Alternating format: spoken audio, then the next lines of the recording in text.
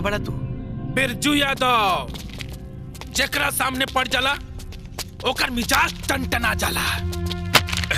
का चाहिए भैया? चुपचाप 1 करोड़ दे दे। 1 करोड़? हाँ 1 करोड़। याद रख, अगर 1 करोड़ हमरा के ना मिलल तब तोरा खोपड़ी के खरबूजा बना दे। मिजाज टनटना जाई। हम तो नौकर आदमी है भैया, हमरा जान के जहानाबाद बनौला से तोके का फायदा हुई? अरे अगर बात के बख्तियारपुर करे के बा तो हमरा मालिक सिंघानिया साहब से करा। हम जब भी सिंघानिया के फोन करी ले तो सीधा मुंह बात ना करला, सार उल्टा ही हमरा के धमकावेला। ऐसे तू फोन लगा और ओकरा के बोल, अगर हमरा के 1 करोड़ ना मिलल तो ये बिल्डिंग भी उड़ा दे और तोहरा के भी।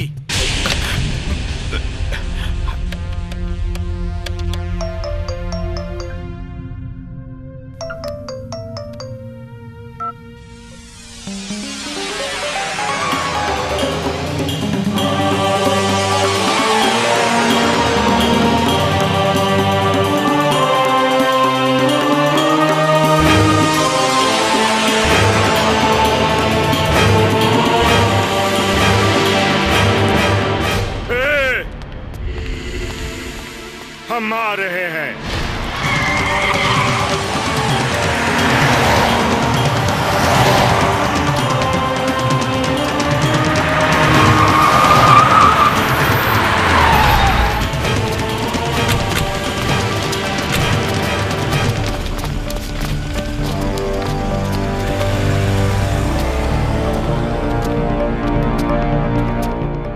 बिरजू! मालिक! सिंघानिया! रुपया लेके चुपचाप सीधे ऊपर चले आओ। कौनो चालाकी मत करना, वरना 1 गोली मारूंगा इसके खोपड़ी में ना, तब मिजाज टनटना जाएगा।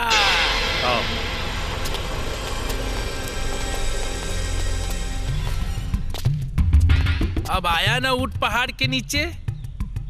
बहुत बेर हमको कच्चा दिया है सिंघानिया तू।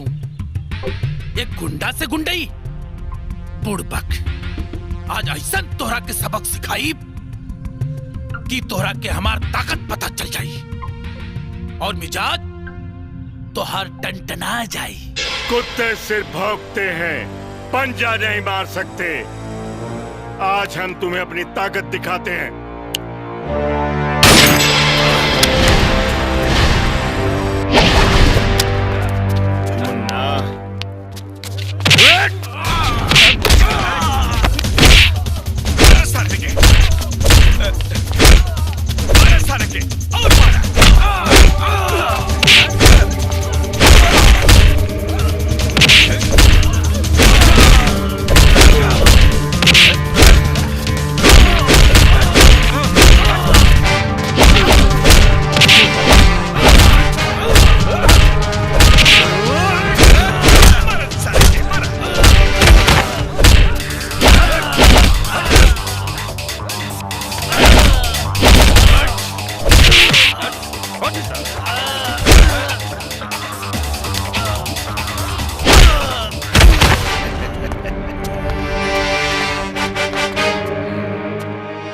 अपने भाई को फोन लगाओ, लगाओ।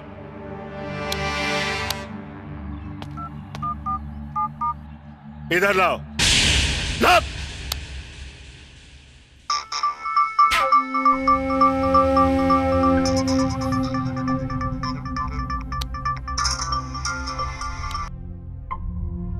हाँ बिरजू, कहाँ बाड़ा? जिस भाई को जान पर खेल कर 1 करोड़ रुपया लाने के लिए तुमने भेजा है, अगर उसके जान की सलामती चाहते हो तो 2 करोड़ रुपया लेकर अभी तुरंत फौरन आओ, फौरन। कौन बोल रहा है? हमरा भाई के बारे में उल्टा सुल्टा बकता है?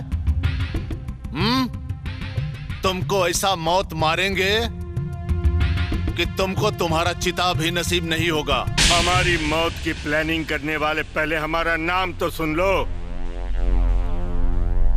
देवनाथ सिंघानिया कहते हैं लोग मुझे। हाँ? सिंघानिया साहब?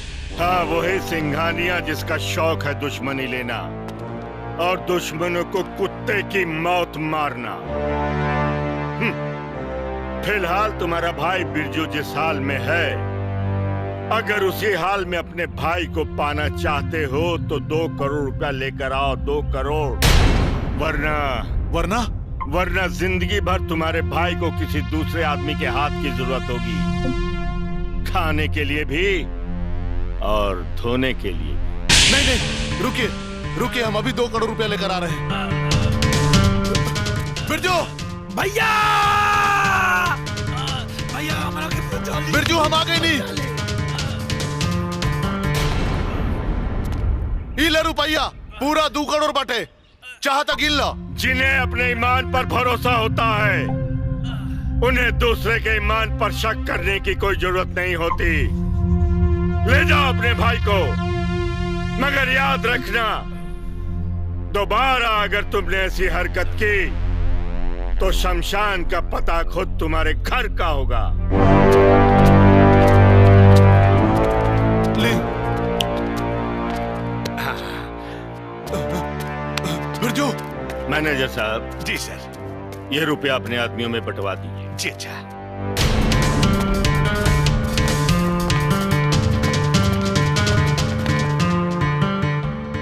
जय बेटा। जी पापा। कल बेटी की शादी है, हम लोगों को अलर्ट रहना। मुझे लगता है कि ये दोनों भाई कोई ना कोई हरकत जरूर करेंगे। चलो। सिंघानिया, तू व्यापारी हुआ, अगर तू अपना पैसा के हिसाब रखे जाने ला तो हम अपना दुश्मनी के हिसाब रखे जाने नहीं।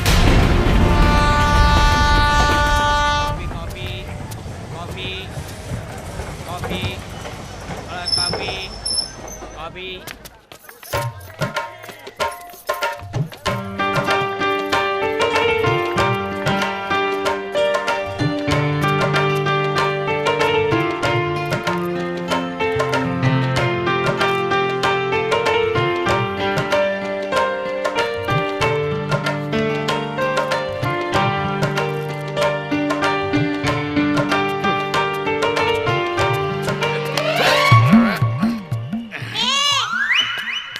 दीने में चढ़ गई बका, देख के चला।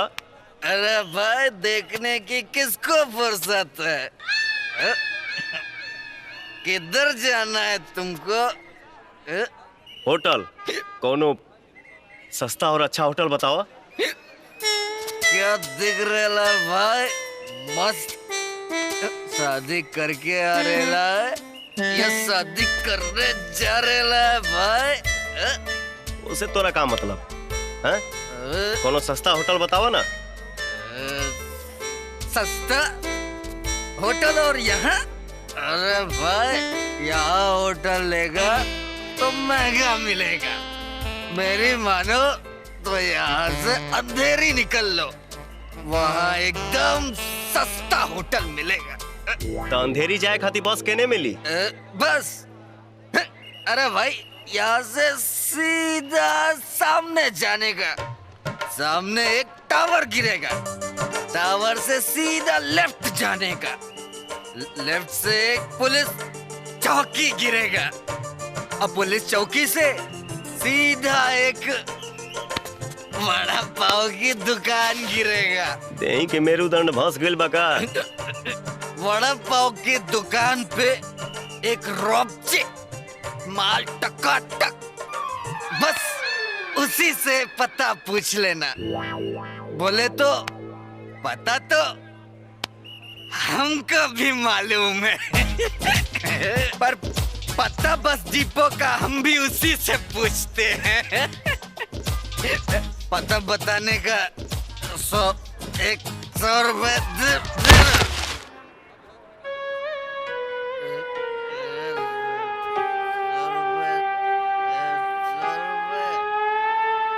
गिरावत सरवा खुदे गिर गई।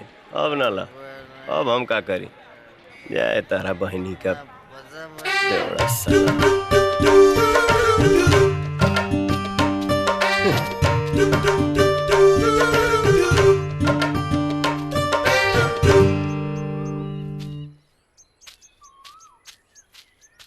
कोटे जायची साहेब, का कहाँ जाना है? ले चला कोनो अच्छा होटल। अच्छा होटल, हाँ। बैठिए।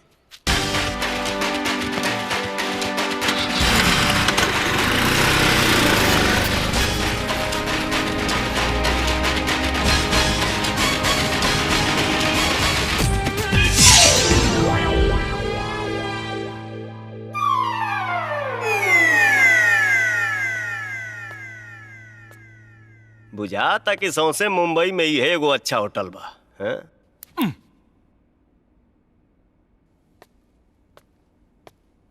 रूम मिली? क्या बात है? मिलेगा मिलेगा। सिंगल बेड या डबल बेड, आंख मार के। Single bed.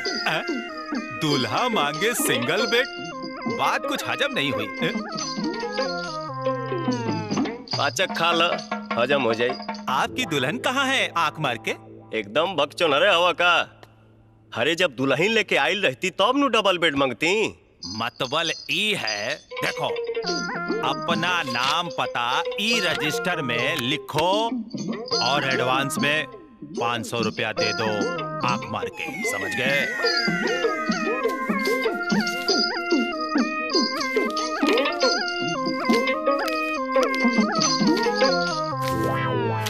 चंदू। हाँ साहब। ये दूल्हे राजा को 13 नंबर कमरे में ले जाओ, आंख मार के। जाइए सर, आराम कीजिए। आइए साहब।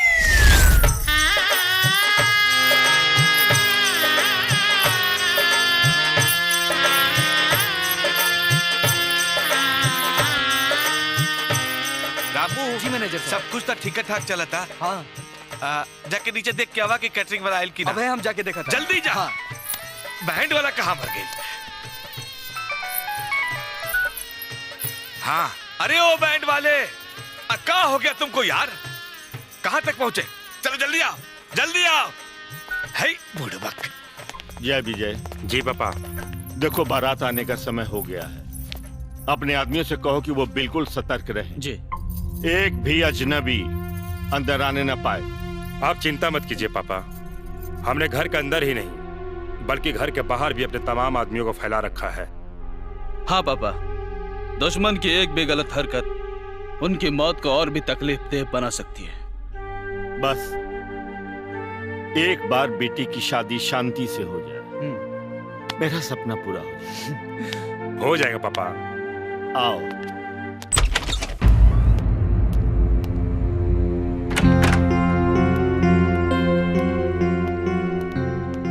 संजय बेटा जल्दी करो, बारात जाने का समय हो चुका है। मेरी बारात नहीं डैड, मेरी मैयत कहिए। क्योंकि सिंघानिया जैसे खतरनाक डॉन की बेटी के साथ शादी करने का मतलब है जश्न मनाते हुए सुसाइड करना। बस करो संजय, बस करो। ऐसे शुभ मुहूर्त में अशुभ बातें करते हो। अरे मैं उस लड़की को अच्छी तरह जानता हूँ, वो बहुत ही सीधी है, संस्कारी है और बहुत ही अच्छी लड़की है। अरे यमराज के खानदान में क्या अच्छी लड़की और क्या बुरी लड़की डैड? मैं शादी के बाद उसे डांट तक नहीं सकता, वरना उसका बाप मुझे गोली मार देगा। लेकिन संजय। लेकिन वेकिन कुछ नहीं डैड, जिंदगी भर के लिए मैं जानबूझ के टेंशन नहीं ले सकता। मैं शादी नहीं करने वाला। क्या बात कर रहे हो संजय? अगर तुम शादी नहीं करोगे तो सिंघानिया हमारे पूरे परिवार को तबाह और बर्बाद कर देगा, और ये बात तुम अच्छी तरह जानते हो। अंजाम चाहे कुछ भी हो डैड, लेकिन ये शादी मैं किसी भी कीमत पर नहीं कर सकता। मैनेजर, क्या है? कुछ गुंडा लोग हमरा पीछे लागल बाड़े, जल्दी से हमरा के कहीं छुपा लो, फेविकॉल लगा के। अरे गुंडी के पीछे गुंडे? क्या बात करती हो तुम? हाँ यार, साला लोग हमरा से जबरदस्ती करे लागन, हम हो काटा रखे नहीं, चिपका देनी है फेविकॉल लगा के। बहुत ही डेंजर है ये तो। देखो माँ नहीं, बहन देखिए, आप जो भी है ना, यहाँ पर कोई भी कमरा खाली नहीं है, आप जा सकती हैं आंख मार के। समझ गई ना? तोहरा पता बा रेप कैसे कइल जाला? फेविकॉल लगा के। अरे इसमें फेविकॉल लगाने की क्या जरूरत है? अरे हम है ना, हम तुमको डिटेल में बताएंगे। पहले एक बात बता, ये सब कुछ जानकारी के लिए है कि वाकई कुछ आंख मार के है? तोहरा के फंसावे खातिर। फंसाने के लिए? यदि तू 10 सेकंड के भीतर हमरा के कोनो रूम ना देले तो हम 10 मिनट के भीतर पुलिस में रिपोर्ट लिखवा देब कि तू हमार रेप करे के कोशिश कैला। ओकरा बाद तोहर सौ से जवानी खुद के बेकसूर साबित करे के कोशिश में निकल जाए। फेविकॉल लगा के। ठीक है ठीक है, एक काम करो, तुम खुद ही जाकर देख लो, जो रूम तुमको खाली मिलेगा ना घुस जाना आंख मार के, समझ गई ना? देश का कानून इतना टाइट है कि उसके आगे कुछ टाइट हो ही नहीं सकता। आंख मार के।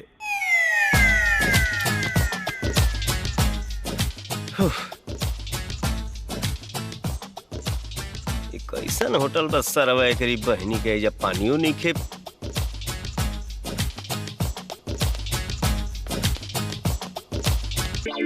काहे सर जी पानी उनी मिली? अरे भाई मुझसे नहीं, चंदू से पानी मांगो।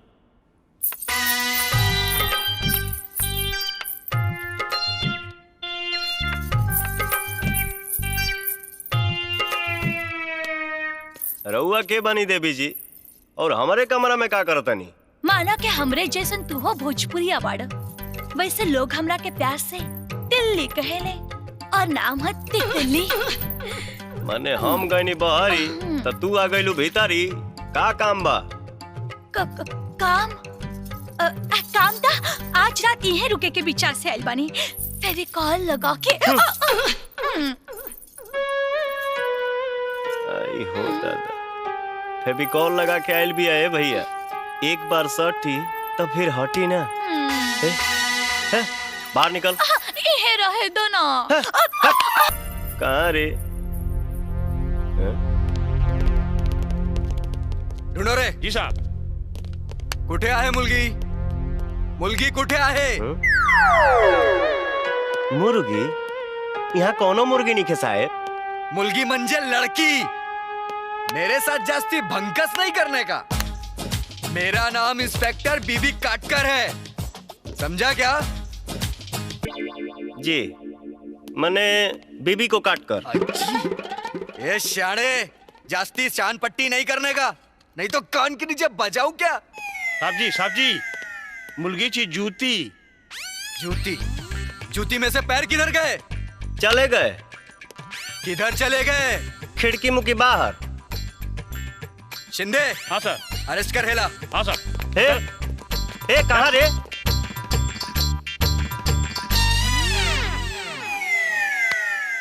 क्यों भाई दूल्हे राजा, शादी करने तू कहीं और जा रहा था और सुहागरात मनाने कहीं और चला गया?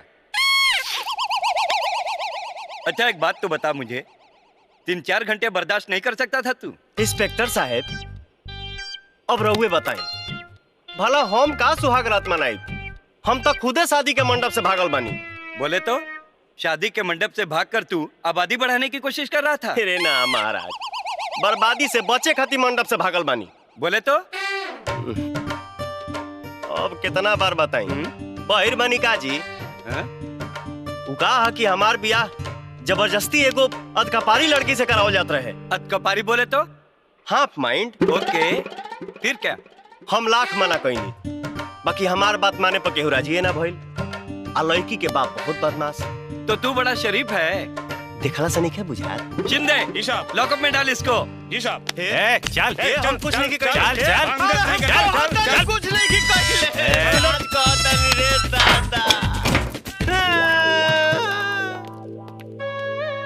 जा तो गवनी भात तो ना खनिए तारा बहनी के हम भाड़ा परा की तार बहन फरो लोग। हाँ तो चूल्हा में दाग कहाँ से लागले दो गला लोग, दाग कहाँ से लागल? जा जौन हुई तो देखल जाए। तो जा बाबू। दूल्हा भाग गया।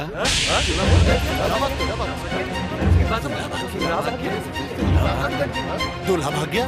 दीदी दीदी दूल्हा तो भाग गया।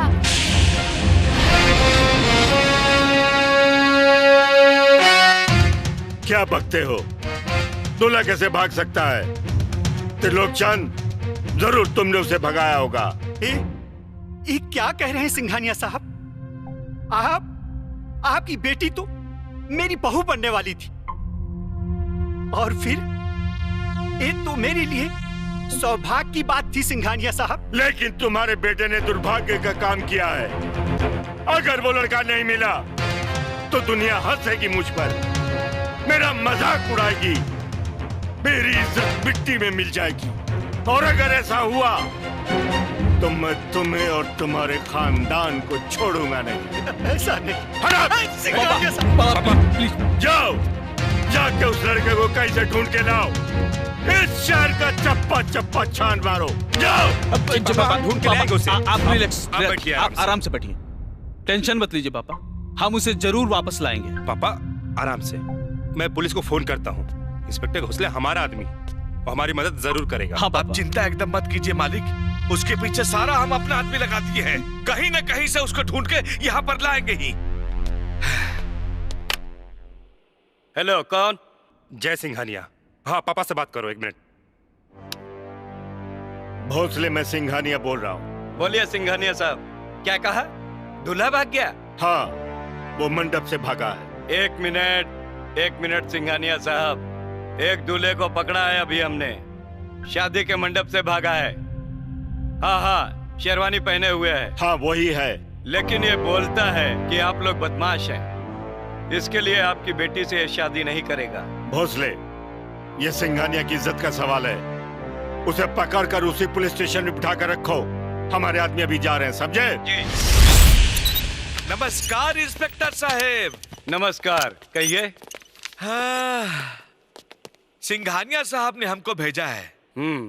आपने जो दूल्हे का दुमका पकड़ कर रखे हुए हैं, उसी को हम ले जाने आए हैं।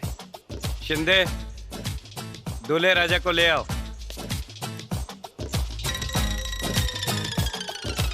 वाह इंस्पेक्टर साहब, आपने जो पुण्य का पुर्निया किया है, भगवान आपको कन्यादान का कटिहार देगा। ठीक है, ठीक है।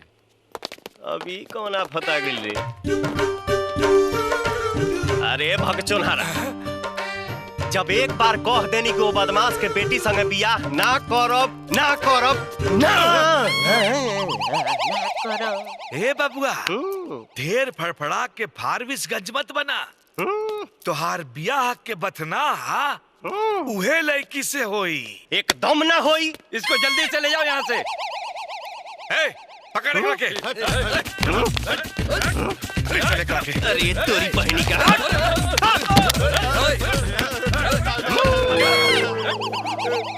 गन? हाँ।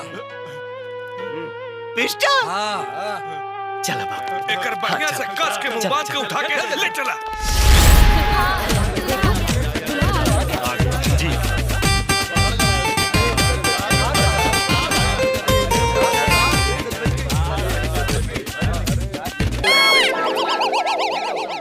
अरे लाइट को क्या हो गया? जल्दी कीजिए जजमान, मुहूर्त निकला जा रहा है। हाँ हाँ, पंडित जी ठीक बोल रहे हैं।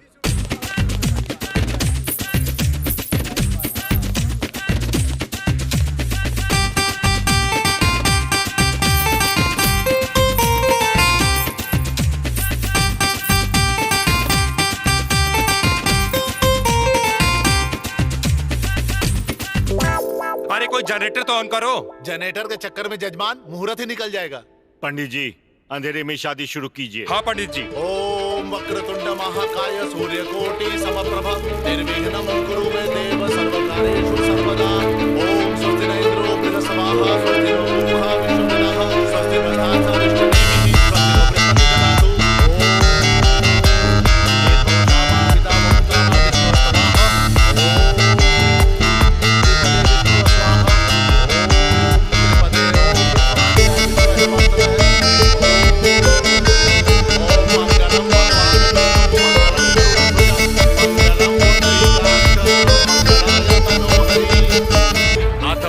ग्रहण संस्कारम संपूर्णम।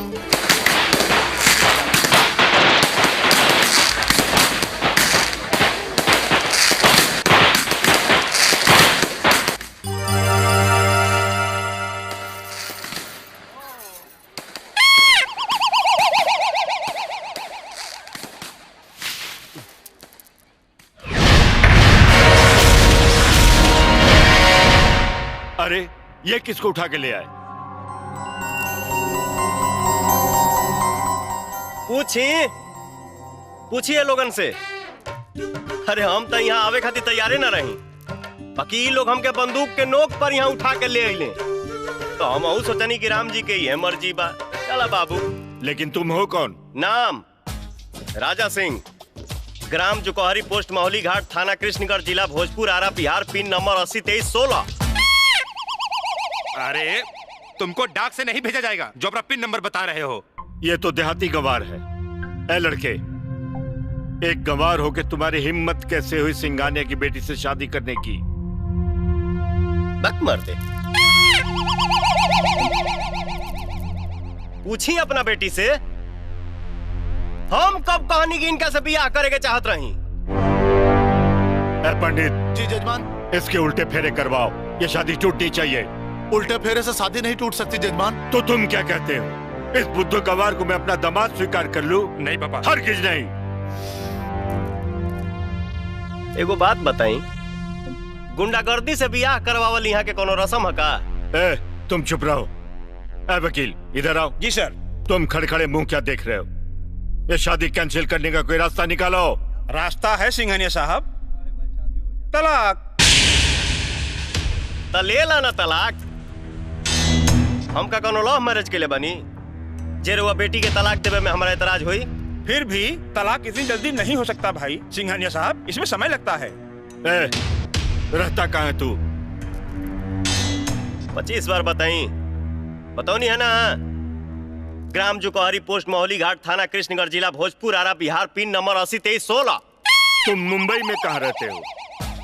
यहाँ हमारे को संगतिया रहेला, ओकरे पास रहे के प्रोग्राम रहे, लेकिन ओकर पता ठिकाना हमरा मालूमे नहीं खे।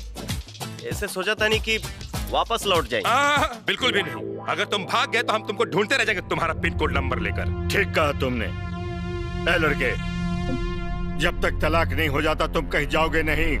और सुनो, मैनेजर से कहो इस लड़के को बंगले में हिफाजत से बंद करके रखे, भागने न पाए। ये तो गड़बड़ हो गया। सड़क छाप लड़के के साथ लड़की की शादी हो गई। सिंघानिया साहब की बदनामी तो होगी ही, साथ साथ हमारी पार्टी का नाम भी खराब हो जाएगा। सर जी, किसी भी तरह से यह शादी टूटनी चाहिए, वरना अपोजिशन वाले अगले इलेक्शन में इसे मुद्दा बनाएंगे और पार्टी का नाम तो खराब होगा ही और स्टेटस भी गिर जाएगा।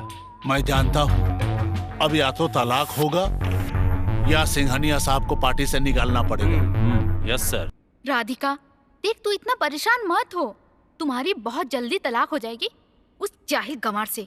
पर मैंने कब कहा कि मुझे उसे तलाक लेना है? लेकिन अंकल तो उसे बंगले में लेके आए हैं तलाक देने के लिए। सोनिया, चाहे वो जैसे भी है, अब वो मेरे पति है और हमने अग्नि को साक्षी मानकर 7 फेरे लिए हैं और जिंदगी भर एक दूसरे का साथ निभाने का वचन दिया है। अब बबुआ, खाना के खलपुरा तो हो गई, आई रहल तोहार रूम के रसीदपुर। बाकी देख ला, जब तक राधिका के साथ तोहार तलाक ना हो जाई तब तक तू मजे के बजे पुरवे आराम करा। तोहर नाम कहा चाचा? गोपाल, गोपाल राय। देखो ये गोपाल चाचा, 5 दिन से दुल्हा के ड्रेस पहनले हम पगला गइल बानी। एने होने जेने तेने खुजली हो रहल बा। यदि तू कह त खाली कछिए पसू जाई का? आई हो दादा, अरे नाक कटा जाई नाक। वक मर। नाक कैसे कटा जाई? कछी के भीतर नाक होला। हरिओम हरिओम हरिओम। अरे इतना बड़ा सिंघानिया साहब का दामाद कच्छी पहनी, छी छी छी छी। अरे नाइट सूट पहनल जाला यहाँ, बुझाइल? हाँ, एक काम करा, तू रुका, हम तोहरा खातिर कपड़ा भेजता नहीं है, ठीक ना? ठीक, आराम करा।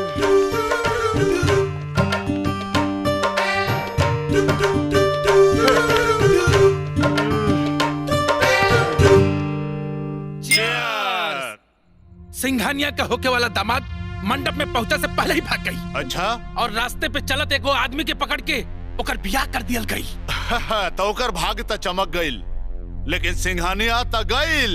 हाँ भैया, सिंघानिया का अब तक पगड़ी भी उछली और पार्टी से भी निकालल जाई। पार्टी से निकालल जाई तो कर ताकत जाई तेल लेवे, आ ताकत जाई तेल लेवे, ओकरा बाद हमनी ओकरा के कुत्ता के मौत मारब जा। न भौंक पाई न काट पाई। हीरा से बड़ा नगीना ना, और सरजू से बड़ा कमीना ना। ये सिंघानिया था गईल। हाँ भैया, दुश्मन के बर्बादी के खुशी में आज हमनी के मिजाज टनटना जाए के चाहिए। हाँ, आज तक जशन होके दा।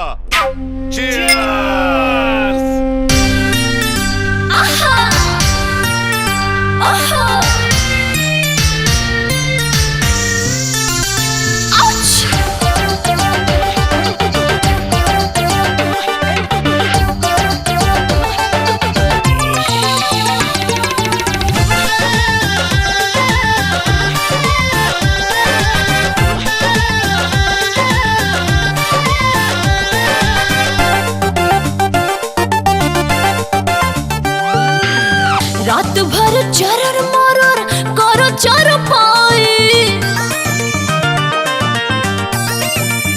ए राजा, रात भर चरर मरर करो चर पाई। रात भर चरर मरर करो चर पाई। मलाई खूब काटला, मलाई खूब काटला, ओढ़ के रजाई मलाई खूब काटला, डाल के रजाई मलाई खूब काटला।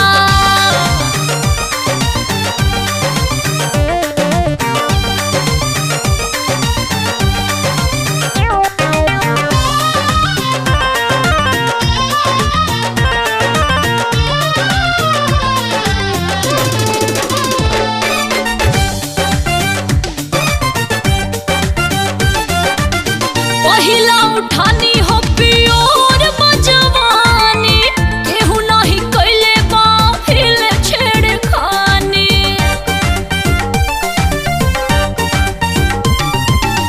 नमुआ के अपने तू ठप्पा लगा दा, नस नस में हो राजा जोश तू जगा दा। चिकन बकलाई राजा बड़ा बिछलाई, चिकन बकलाई राजा बड़ा बिछलाई, मलाई खूब काटला। ए मलाई खूब काटला, ओढ़ के रजाई मलाई खूब काटला, डाल के रजाई मलाई खूब काटला।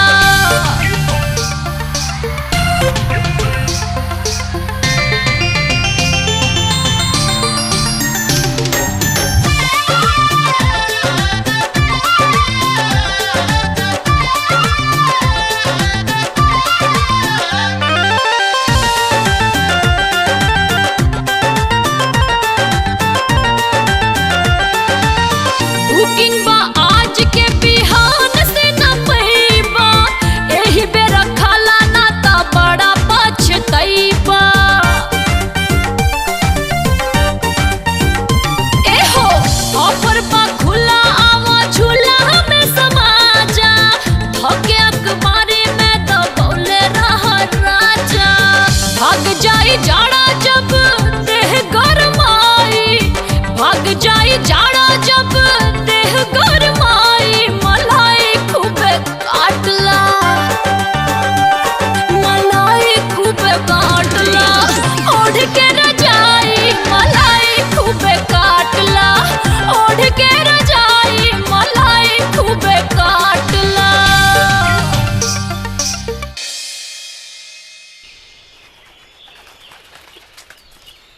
सुनिए मालिक, हम यही कहना चाह रहे हैं कि बांद्रा तालाब वाला बिल्डिंग कंप्लीट। अरे बाबुआ, आवा तू हो नाश्ता कर ले। अब आग मर दे। क्यों, क्या हुआ? सिंघानिया साहब, धर्म करम भी कोनो चीज है कि ना? सुत उठ के गपा गप भोजन, ई कोनो बात भइल? हैं? तू कहे के का चाहत बड़ा? गोपाल चाचा, आज सोमवार ह, आ शिव जी के जल चढ़ौले बिना हम नाश्ता तो दूर पानी तक ना पिहिला। पता चलल है बगले में शिव मंदिर बा। हाँ।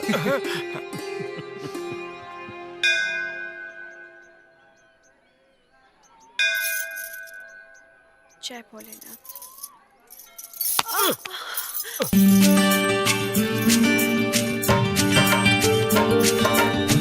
ला ला ला ला ला ला ला ला ला ऐसे कब तक रहने का विचार है?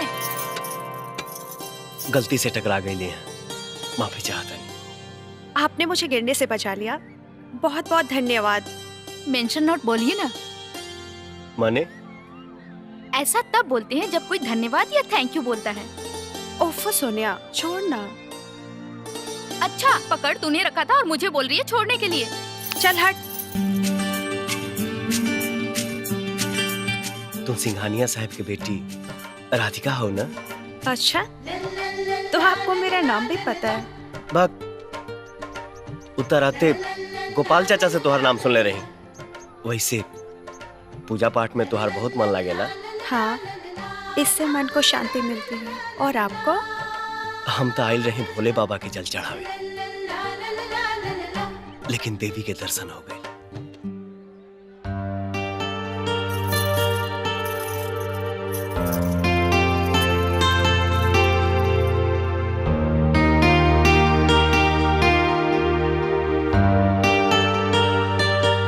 राधिका क्या सोच रही हो? कुछ भी नहीं। कुछ तो है। जय भोलेनाथ। अरे बोलो ना।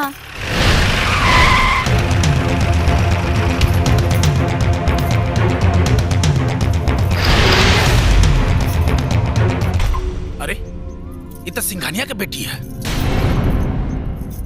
जद एकरा के हम उठा ले, सिंघानिया साला वह करेगा जौन हम चाहेगा। ए, आज मिजाज टनटना जाए के चाहिए।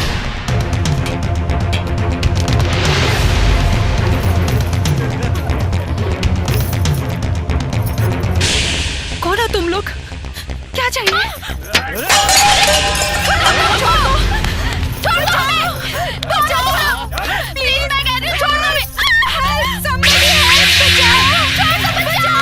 है भैया, छोड़ दो जा।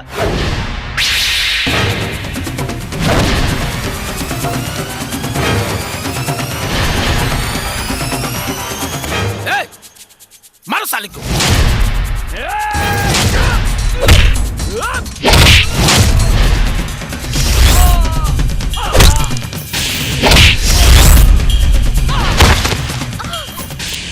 ये तो हमार दोस्त राजा हवे। तो चल के जल्दी से अपना दोस्त के बचावा, फेविकॉल लगा के। ए, तोनी के इतना मारब के बंस चलावे खातिर मरद उधार खोजे के पड़ी। आ तुझे उन्ने बजावा, हम यहाँ बजावा तानी।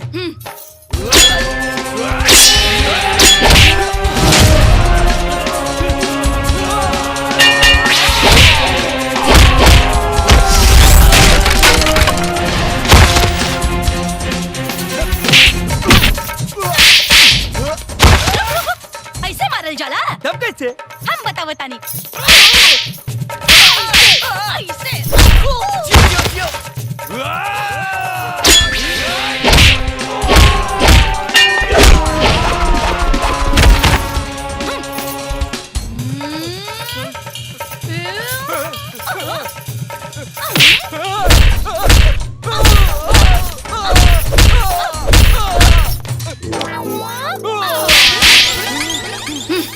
अब तू मारला?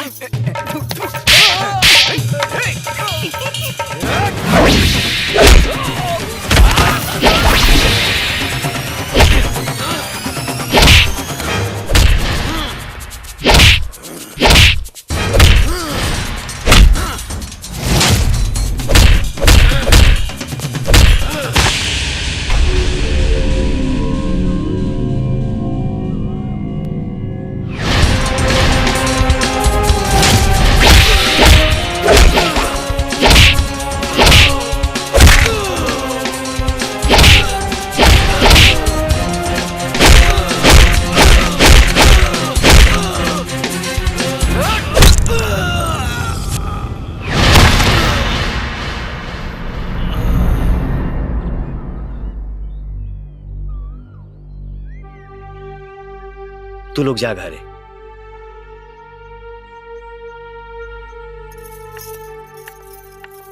राजा। अरे भैया, तू यहाँ मुंबई में?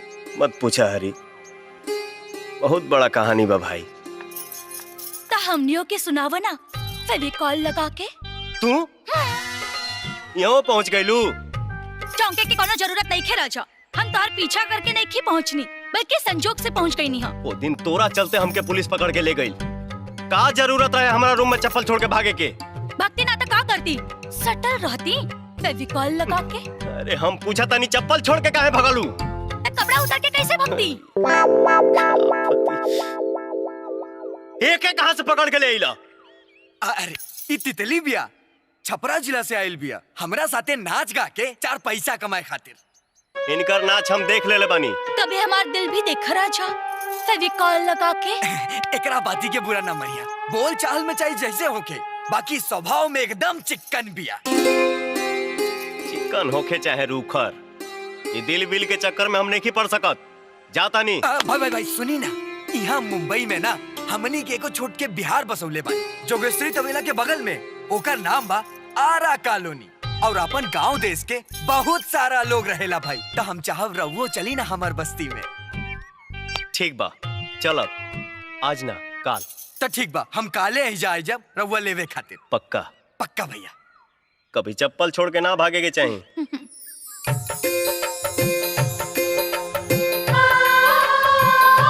हम तो चप्पल छोड़ के भागल रहनी, तो दिल लेके भाग गई राजा।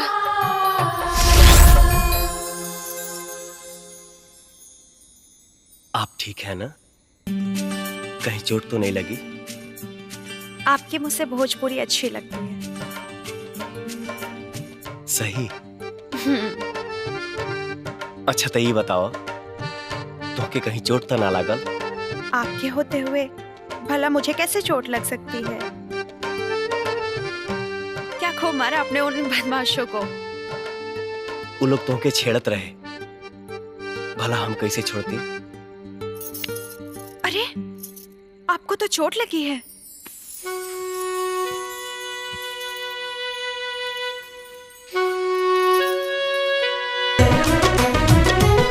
पहिला बेरी के हुओ पे एतबार भइल बा,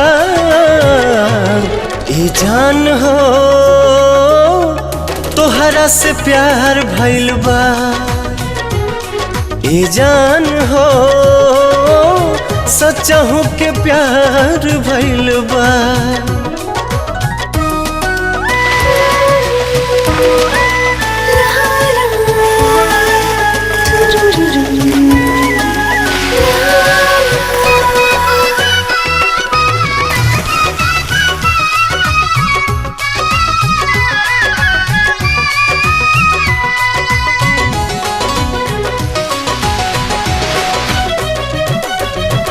लाखों में से एक तू ही मिलल बाड़ू यार हो, रूपवा के अपने बनाला पहरेदार हो।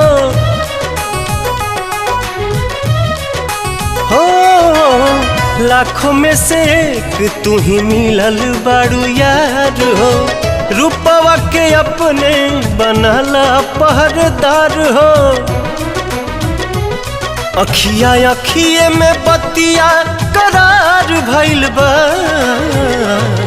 ए जान हो तोहरा से प्यार भइल बा,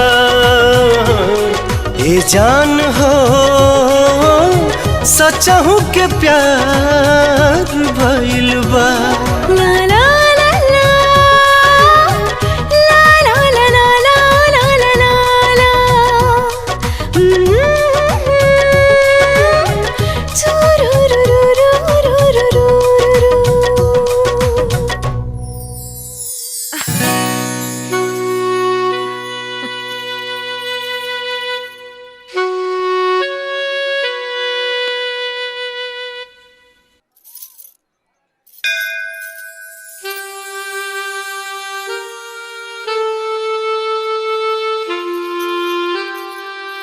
अरे भैया तोहरे राह देखत रहनी है।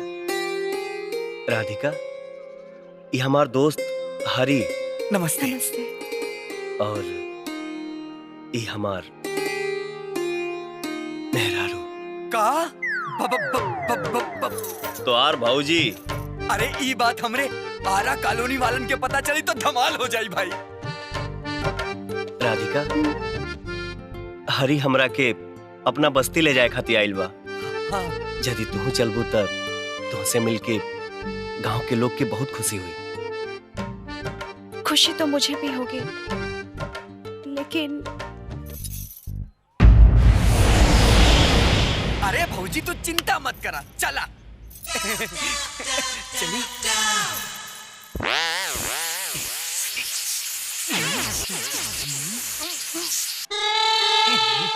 क्या हंस रहा है?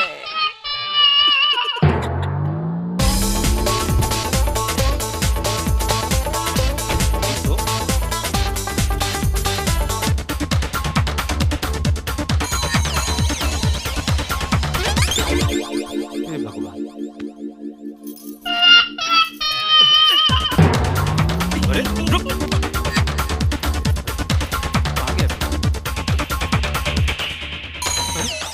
भगवान, ये भी पंक्चर।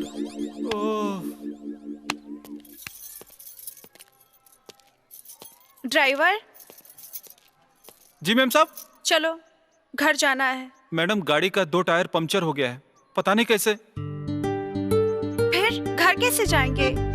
मैडम गाड़ी बनवाने में तो टाइम लगेगा, तब तक आप पकड़ लो टैक्सी और चलो आप, तब तक मैं गाड़ी बनवा के आता हूँ। ओके। जी।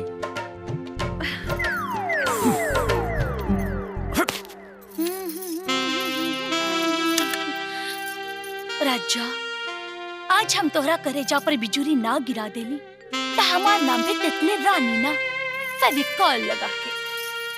तितली। ओहो तितली, तू एजा बैठल बाड़ू? हरी तोहरा के बाहर बुलावा ताड़े। अपन बस्ती में हरी के दोस्त राजा आइल बा। का? हाँ। राजा।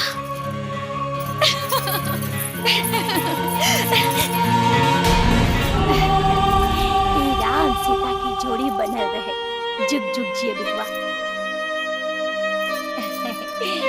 अरे वाह, कितना अच्छा जोड़ी बा। हे तिल्ली, ओन्ने का खड़ी बाड़ू हो, हेन्ने आवा।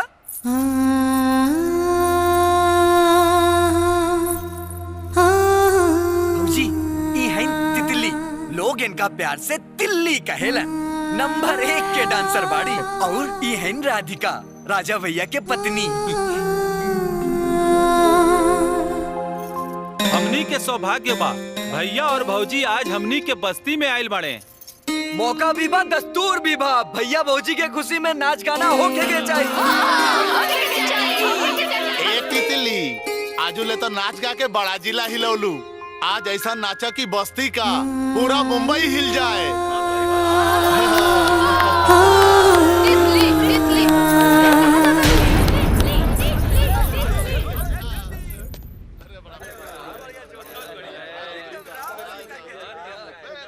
का तू ही का कहत बाड़ू तितली? प्यार और राजा से? हाँ हरी, जब से हम राजा के देख ले बानी तब से ही हमरा प्यार हो गई। सपना से निकल के हकीकत में आवा। तोरा के पता होके के चाहिए राजा के बियाह हो चुकल बा। जब प्यार भइल तब ये बात कहाँ पता रहे। अब तो पता हो गई ना। अपना दिल के समझावा। जे बीत गई से बात गई। बाहर बस्ती के लिए तोहार इंतजार करत बाड़न, तोहार नाच गाना देखे खातिर। ना हरी ना, हम नहीं की नाच सकत। फटल करेजा गावे गीत, दुख सहे के यह बारीत। हमनी के तो ही काम हवे, नाच नौटंकी के दूसरा के मनोरंजन कईल। आपन दुख दर्द के हमनी के कोनो कीमते नहीं के। यही से आज तोहरा के गावे के पड़ी, नाचे के पड़ी। चला। कह देनी ना। हाँ, हम ना गायब। तू जा यहाँ से। जैसन तोहार मर्जी।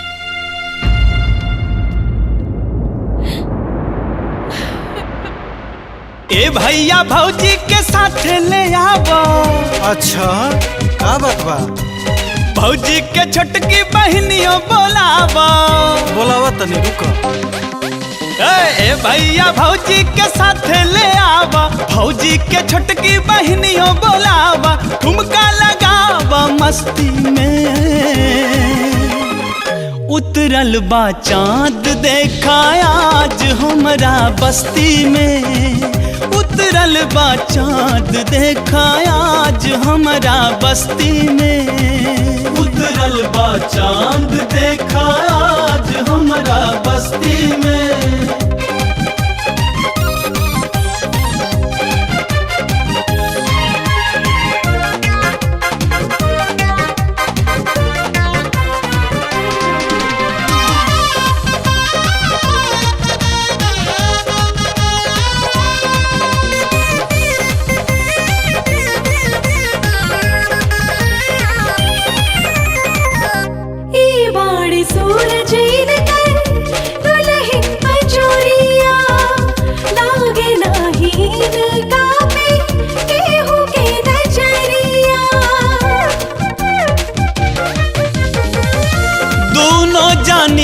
सुनार लागेला सुरतिया, लागताटे जैसे देवी देवता के मूर्तिया। बड़ा भाग्य ऐसन बनेला कोनो जोड़ा, साचो में केहू नहीं ज्यादा बड़े केहू नहीं थोड़ा। एकदम ठीक बोला तारू। बड़ा भाग्य ऐसन बनेला कोनो जोड़ा, केहू न ज्यादा मट केहू न थोड़ा, ऐसन आदा बा दोनों हस्ती में।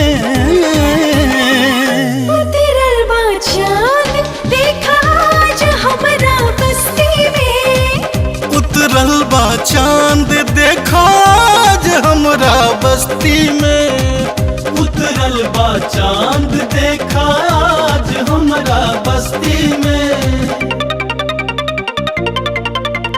ओ हो हो हो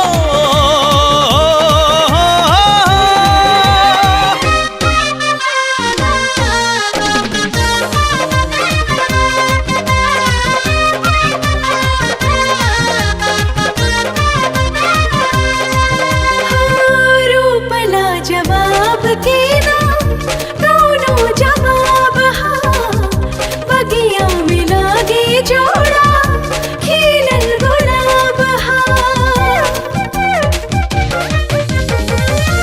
इतना दुलार हमके दिहलाए भाई, रउआ लोग के प्यार हम ता कबो ना भुलाई। मौसम सुनहरा दोबारा ना आई, ठीके कहता रहे भाई। उछल उछल के नाचता भाई। अच्छा मौसम सुनहरा दोबारा ना आई, उछल उछल के नाचता भाई, और मन दिलवा के कश्ती में।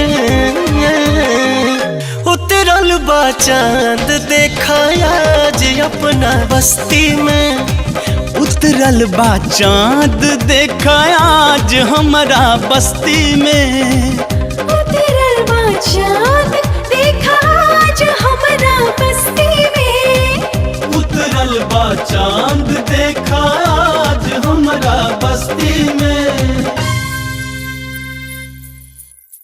तुम लोगों से कितनी बार मैंने कहा कि जब तक उस गवार का तलाक राधिका के साथ नहीं हो जाए तुम लोग उसे अकेला नहीं छोड़ोगे, मगर तुम लोगों ने मेरी किसी बात पर ध्यान ही नहीं दिया।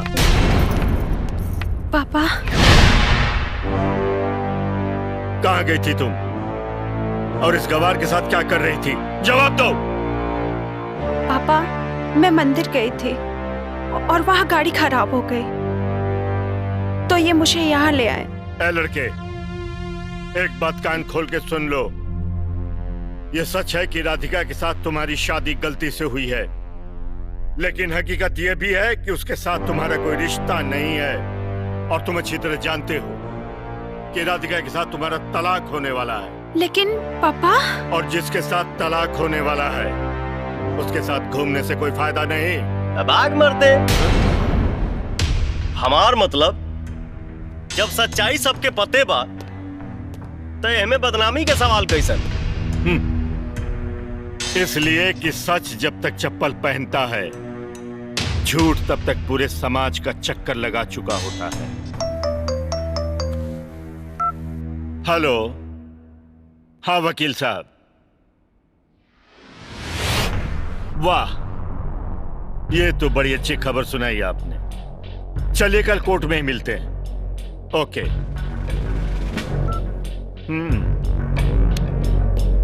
बहुत बड़ी खुशखबरी है। वकील साहब का फोन था, कह रहे थे कि तलाक के सारे कागजात तैयार हो चुके हैं।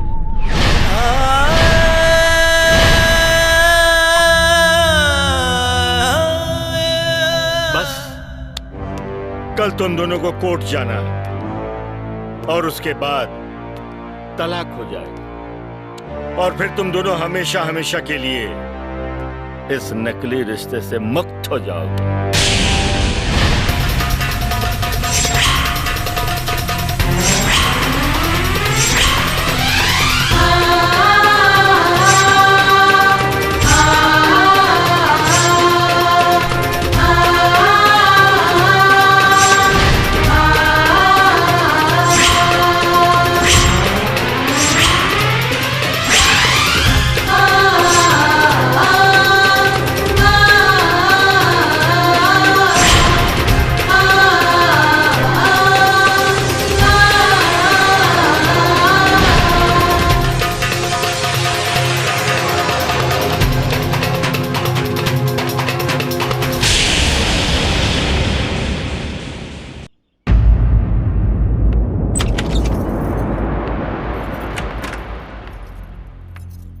तलाक के पेपर तैयार है, कल सुबह कोर्ट में जाना है। अब क्या होगा? वह हुई जे नसीब में लिखा हुई। नसीब? अगर नसीब में तलाक ही लिखा होता तो भगवान हमारी शादी गलती से क्यों कराते? हो सका था कि हमनी के साथ इतने दिन तक लिखा लोगे। नहीं राजा, नहीं। हमारा साथ 7 जन्मों तक का है। ये सच है कि हमारी शादी गलती से हुई थी, मगर ये भी सच है कि मैं तुमसे बहुत प्यार करती हूँ और तुम्हारे बिना जी नहीं सकती। मैं मर जाऊंगी लेकिन तलाक के पेपर पे साइन नहीं करूंगी। कभी नहीं करूंगी, कभी नहीं करूंगी। राधा,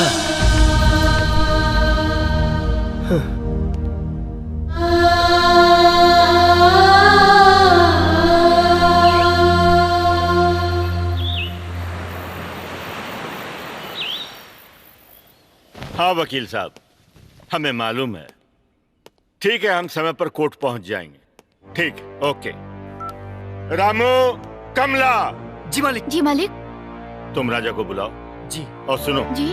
जाके राधिका को बोलो जल्दी से आ जाए, हमें कोर्ट पहुंचना है। जी मालिक। जय, गाड़ी निकालो। मालिक, राजा साहब कमरे में नहीं है, पूरा बंगला देख लिया, नहीं मिले। मालिक, राधिका दीदी अपने कमरे में नहीं है। क्या हुआ पापा? चलिए ना। राजा और राधिका दोनों गायब हैं। What? अपने आदमियों से कहो कि वो शहर का चप्पा चप्पा छान मारे। मुझे वो दोनों चाहिए, किसी भी कीमत पर। जी पापा। चलो भाई। ये हमारी इज्जत का सवाल है। बच के कहाँ जाएंगे?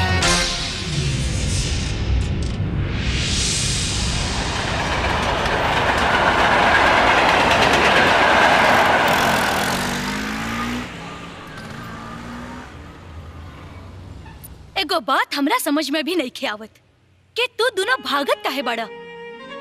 तोहनी पति पत्नी बाड़ा, बालिक बाड़ा, पूरे समाज के सामने तोहनी के शादी भइल बा, तब भागे के का जरूरत बा? राजा, कानून भी तोहरा साथे बा। अपना पत्नी के अपना साथे गांवे ले जा।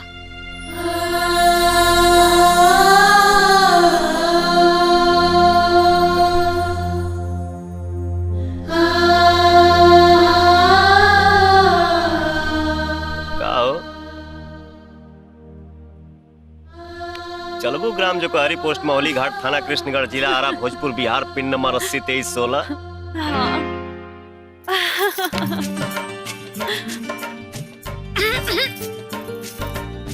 ये सटे के टाइम ना हो, फेविकॉल लगा के।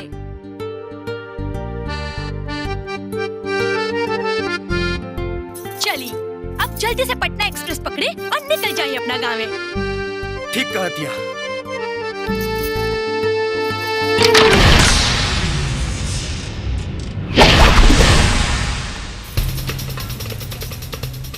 देखते क्या हो, मार डालो साले को।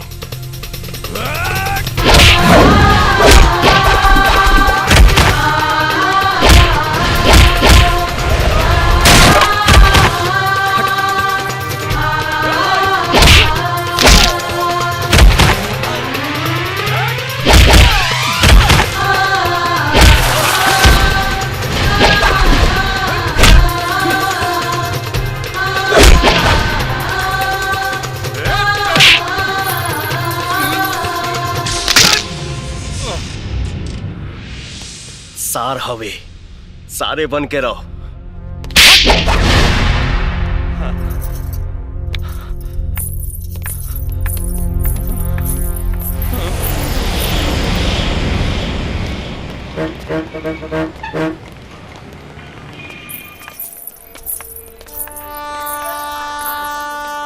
ए भैया, ट्रेन सिटी दे दिलस, लागत खुले वाली बिया। राजा के ख्याल रखिए।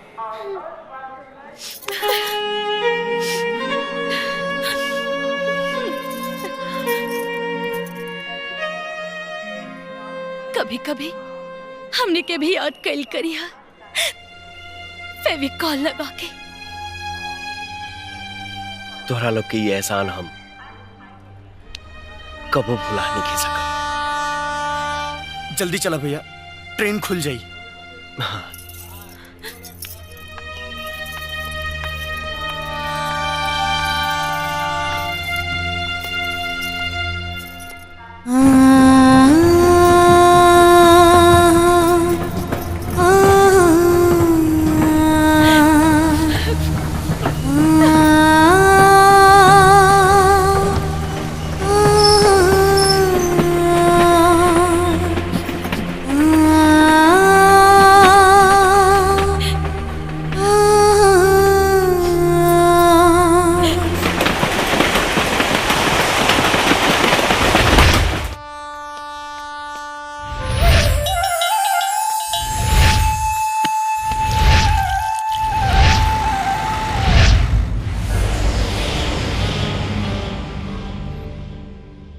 ब्याह के मंडप से हमार नाक कटा के फरार हो गेल रहले और अब पधर ले बाड़े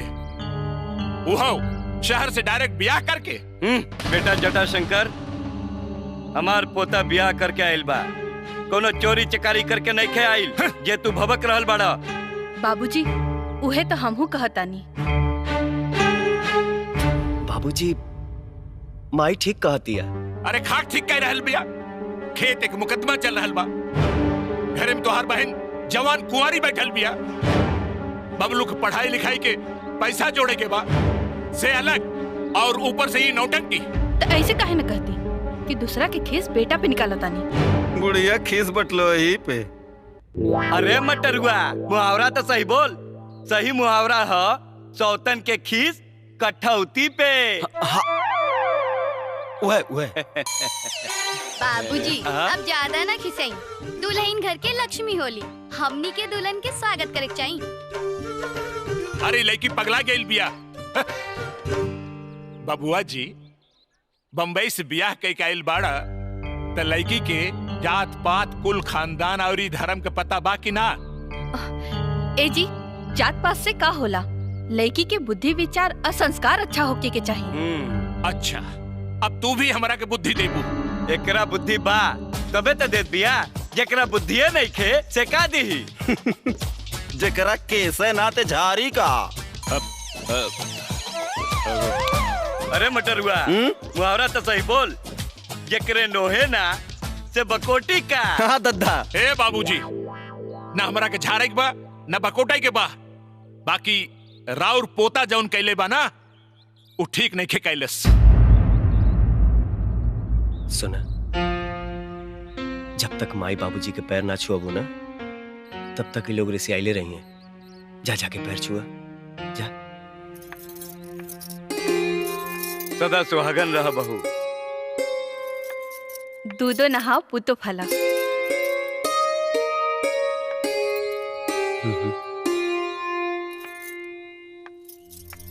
हाँ हाँ ठीक बा ठीक बा।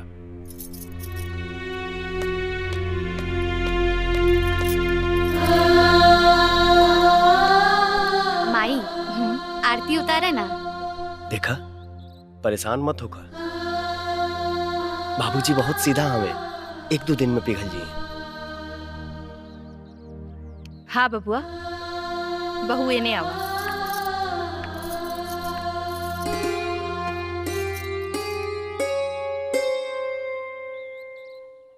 भैया भाभी टकाटक बाड़ी माइंड ब्लोइंग।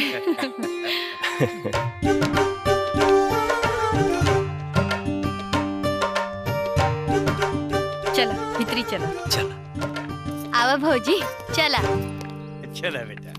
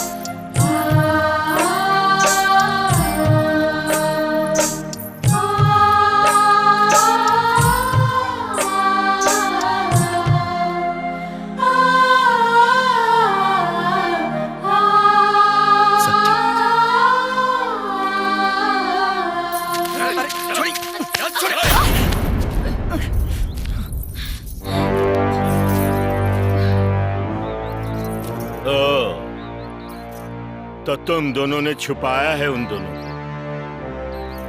अब सच सच बता दो वो दोनों कहाँ हैं, वरना तुम लोगों को अच्छी तरह मालूम है ये पूरा मुंबई शहर हमारे नाम से कांपता है। देखिए हमार गल चिकन जरूर है, बाकी हमार अकल ना चिकन है ना किस्मत।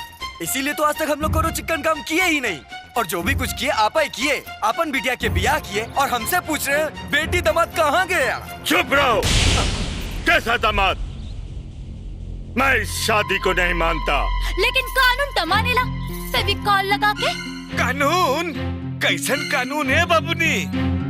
कानून के कोइलवार साहब पाकट में लेके पहलेजा घाट घूमेलन। ए लड़की, कान खोल कर सुन लो। हमने अपनी जिंदगी में 2 चीजों का हिसाब कभी नहीं रखा, टेंडर में बोली और गुस्से में गोली। और इस बात को गिदड़ भभकी मत समझना। अब सच सच बता दो वो लोग कहाँ हैं। राजा के गांव। कहाँ है उनका गांव? हमको पता है साहब। अरे वो बार बार अपने गांव का नाम हमको बताता था, वो भी पिन नंबर के साथ। जय विजय। जी पापा। राजा के गांव चलने की तैयारी करो। हमें अपनी बेटी को लाने के लिए अगर जरूरत पड़ी तो खून की नदियां भी बहा देंगे। ए साहेब, बुरा न मानी तो एको बात कहे। बिहार में रउआ से एको पत्ता भी नहीं ली फेविकॉल लगा के। काहे से कि वहाँ बच्चा बच्चा के हाथ में कट्टा होला। और एक बात और जान ली, जेकर मेहरी सुंदर ओकर होला ठट्ठा, और जे बोलेला खट्टा ओकरे पे चलेला कट्टा। सही कहता रो। काट के फेंक दी है ना, तब पता भी न चली कि सिंघानिया के रहे, ओकर बाल बच्चा के रहे और ओकर पता ठिकाना का रहे। फेविकॉल लगा के। Shut up! निकल जाओ तुम दोनों यहाँ से, वरना तुम दोनों के टुकड़े टुकड़े करके गली के कुत्तों को खिला दूंगा। ये लड़की सच कह रही थी साहब। अगर बिटिया को सही सलामत लाना है तो दादागिरी के दाऊदपुर दिखा के नहीं, बल्कि प्रेम के पंचरुखी दिखा के लाना होगा। मतलब वहां जाके हम लोगों को बोल के बनियापुर में मिठास का मढ़ौरा घोलना पड़ेगा। लेकिन ये हो कैसे सकता है? भोजपुरी सीखना पड़ेगा। भोजपुरी? भोजपुरिया लोगन के रहन सहन, तौर तरीका, ये सब सीखना पड़ेगा। फिर हम लोग जाके बिटिया के समझा बुझा के लेके चले आएंगे। ओ तो रवा लोग के भोजपुरी सीखे के बा, ई जान के हमरा बड़ा खुशी भइल कि रवा लोग के मन में भोजपुरी प्रेम हिलोर मार रहल बिया। ए मास्टर बैठो। बैठे। सॉरी मास्टर, हम भोजपुरी बोलना तो दूर, हम सुनना भी पसंद नहीं करते, लेकिन हमें मजबूरी में एक इमरजेंसी केस है, इसलिए सीखना पड़ रहा है। इमरजेंसी केस? ऐसा कौन इमरजेंसी पड़ गई महाराज? ज्यादा बको मत। अगर तुमने हम तीनों को 3 दिन के अंदर ठीक से भोजपुरी नहीं सिखाया तो तुम्हारी खोपड़ी उड़ा दूंगा। जरूर सिखा दे। बाकी तमाचा तो हटा ली महाराज। अच्छा एक बात बताइए, भोजपुरी सीखने के लिए इसका व्याकरण भी सीखना पड़ेगा? ना ना, एकदम में ना। यह तो एगो भाषा हो जेकर कोनो मानक व्याकरण नहीं खे। जे जेतने बड़ थे थर ओकर व्याकरण ओतने मजबूत। तो ठीक है, इसको भोजपुरी में कह के बताओ। चाहे दर्जनों खून कर डालो, मगर पुलिस के सामने यही कहो कि हमने एक मच्छर भी नहीं मारा। 7 बेर सतुअन, अब हतार के आगे दातुअन। कमाल है, भोजपुरी में इतनी बड़ी बात इतने कम शब्दों में बोली जाती है। हाँ? जी महाराज, जैसे हिंदी में लमहर को बात के पूछल जाला क्या मैं अंदर आ सकता हूँ, तो भोजपुरी में उतना लमहर बात के पूछल जाला छोटहन में ढूकी। ढूकी ढूकी। और इसको क्या कहेंगे कि हम दबंग जरूर हैं, लेकिन पढ़े लिखे भी हैं। पढ़ला फारसी या बेचला तेल, देखो भैया करम के खेल।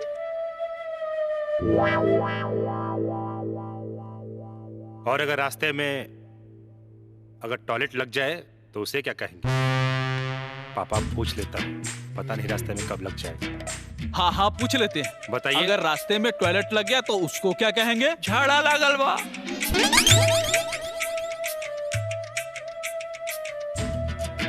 झाड़ा लागल बा। झाड़ा लागल बा। जी बिल्कुल सही। मास्टर एक बात बताओ, इसको भोजपुरी में क्या कहेंगे? कि अपने घर में जो करना हो करो, मगर दूसरे के घर में करने के लिए 5 बार सोचना पड़ेगा। अपन घर हग हग भर और दूसरा के घर में थू कहूं में डर।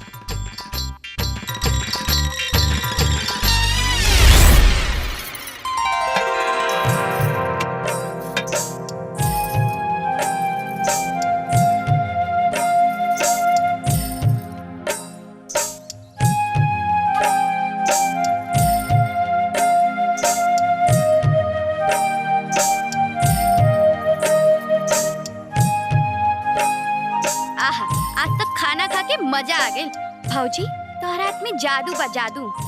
इतना बढ़िया खाना ई घर में पहली बार बनल बा। देखिए खाते खाते अंगुरिया मत खा जाइए। देखा बहू, मेहरारू के बड़ाई भइल तो लइका सुर में सुर मिलावे लागल।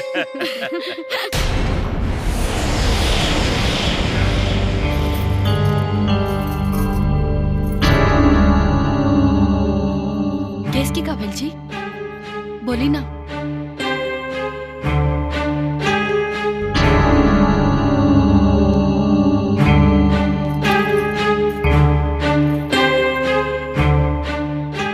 राजा के माई, हमार बहू के पैर बड़ा शुभ बा जी।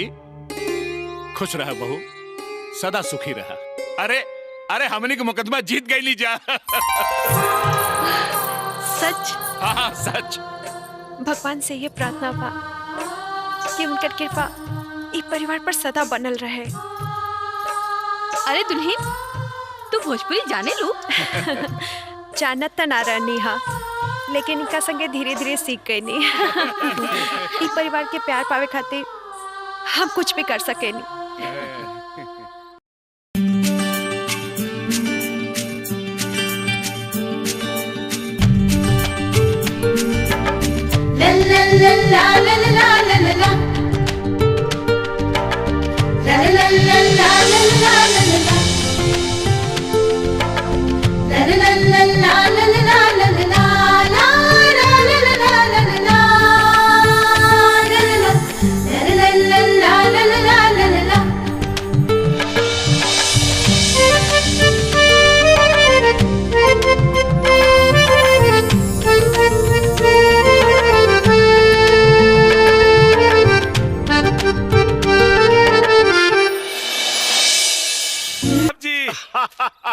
अरे मैनेजर साहब,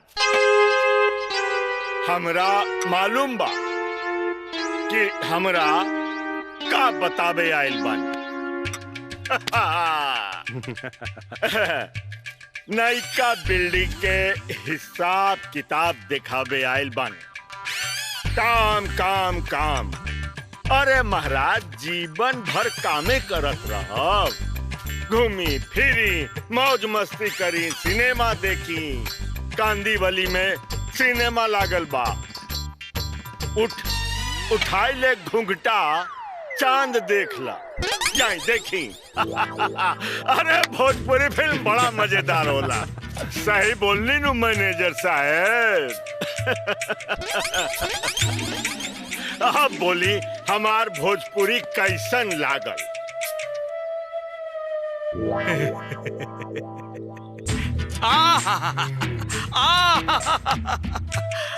राउर गप के गाजीपुर सुन के हमार हृदय के हाजीपुर में आनंद आ गई सरकार, आनंद आ गई। आनंद तब आई मैनेजर साहब, राजा के गांव जाए के तैयारी करी। हम अपना बेटी के तले के अइबे करब, बाकी अपना भोजपुरी जबान के मिठास से राजा के जिंदगी में जहर घोल दे।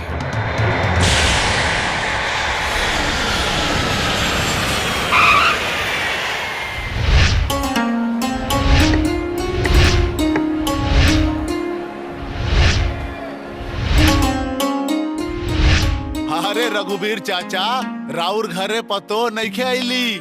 साक्षात लक्ष्मी आइल बड़ी, साक्षात लक्ष्मी। हमनियों के पता बा, पर बात का भइल?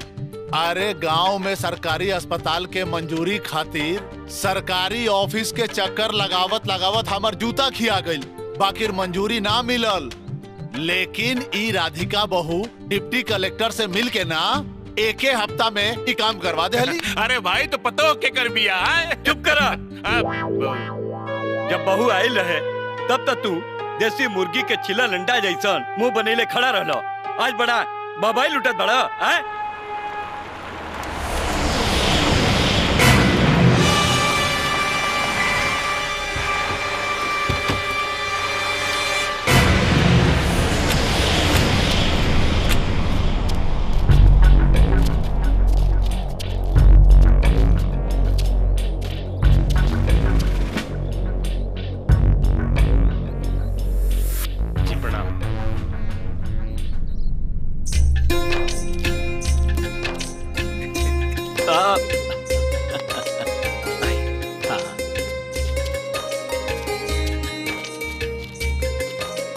बाबूजी जी प्रणाम।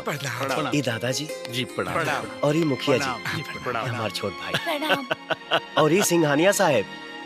अरे प्रणाम जी प्रणाम प्रणाम। और हम राजा के ससुर, और ये हमार बेटा जय और विजय, और ये हमार मैनेजर गोपाल जी। आओ भाग की रउआ सबे हमारा घरे पधारनी। थूकी। अब मतलब मतलब अंदर चली। आई चली चली भीतर चली। पापा प्रणाम पापा। खुश रह, सदा सौभाग्यवती रह। पापा आप मुझसे नाराज है ना? नाराज? वो कहे के बेटी, अरे अरे औलाद के खुशी में तब बाप के खुशी होला। हम कहे के नाराज हो। अच्छा आप सब बैठिए, मैं चाय लेके आती हूँ। अच्छा आई आई। बाबूजी अचानक रहुआ यहाँ? सरप्राइज देवे आ गई निया। रहुआ भी हमरा बिना बतौले राधिका के लेके यहाँ आ गई नी। बाद में हम सोचनी तब अपना गलती के हमरा बड़ा एहसास भई। कुछ रस्म रिवाज भी बाकी रह गए रहे। एगो तो बेटी बिया, कौन अरमान में कमी न रह जाए। अरमान? हाँ बेटा, हमनी के समाज में एकरा के पग फेरा कहल जाला। जोना में लड़की बियाह करके फिर नैहर लौट जाली आ दामाद जाके ले आवल। जी हमने के यहाँ एक दोंगा कहल जाला। तो समझी कि हम अपना बेटी के दोंगा करावे आइल बानी। अगर रउआ लोग की मर्जी होखे त। समझी जी, एकर मतलब ही भइल कि राउर हमार घर आंगन सुना करा आइल बानी जा। अरे भाई, जब बहू चल जाई तो सब कुछ सोना हो जाई ना। बाकी रउआ ओकर पिता बानी, रउआ के भी हक बाना। भला हमनी के का इतराज हो सकेला? अरे जब रउआ इतराजे नहीं के तो फिर बात का बा? जल्दी से विदाई कर दी। आज बड़ा शुभ दिन बा। हाँ समधी जी पहला बेरी घर आइल बानी। आज तो जलसा होखे के ही चाहिए। हाँ बाबूजी, रउआ कह देनी तो जलसा शानदार होके।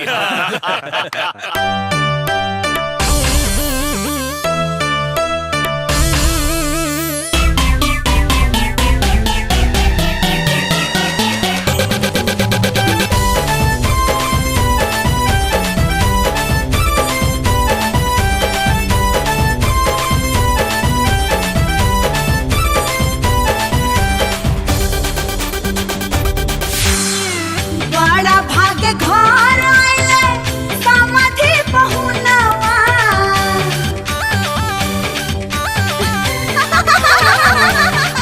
हाँ बड़ा भाग्य घर आइले समाधि पहुनवा। धोती में चुराई लिहले मोटा कहबे लानवा। लिहले चुराई अपना धोती में बेलानवा।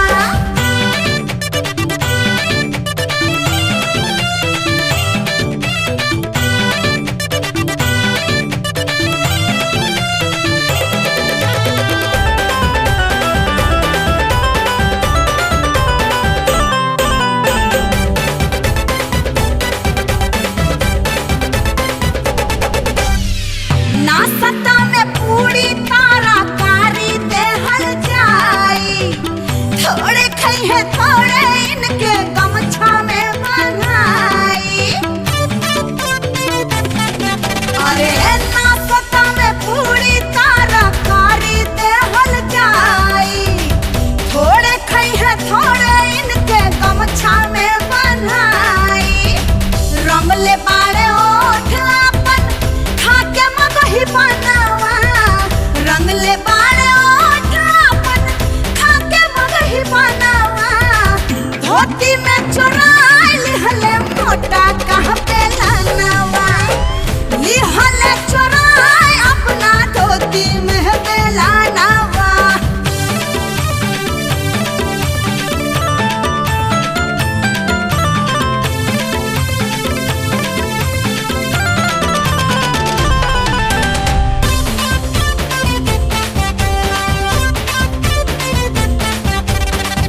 धोती कुर्ता पहिन के बनहले बड़ा ठाट हो।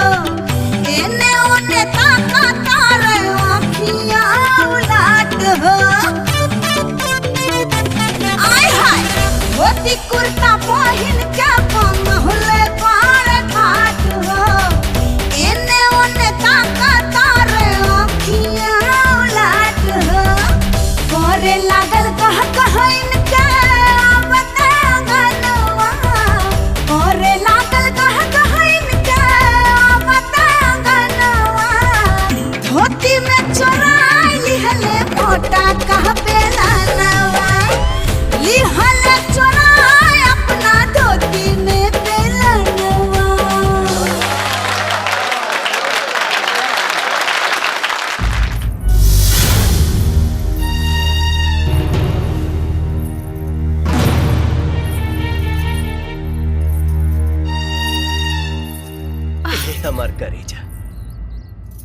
इतना टेंशन में गए बाड़ू? अरे तोहके तो आज और खुश होके के चाहिए। तुहार बाबूजी तोहके विदा करा के ले जाए आइल बाड़े। ये बात के चिंता हमरा खाए जा रहल बा कि पापा अचानक से यहाँ आ गइलन। न जाने काहे बहुत डर लागता। में डरे के का बात बा? तुहार पापा बिल्कुल बदल गइल बाड़े। बिटिया के जुदाई उनसे सहल ना गई। देखलू है ना, शहरी से गंवई बन गई और हमनी के भाषा भी सीख लेलन। कुछ भी हो, हमरो के छोड़ के कहीं न जाए। हम कुछ दिन बाद मुंबई आके तोहके ले आइब ना? नहीं, रोहा हमरा संगे चलब तबे हम जाए, ना तो ना।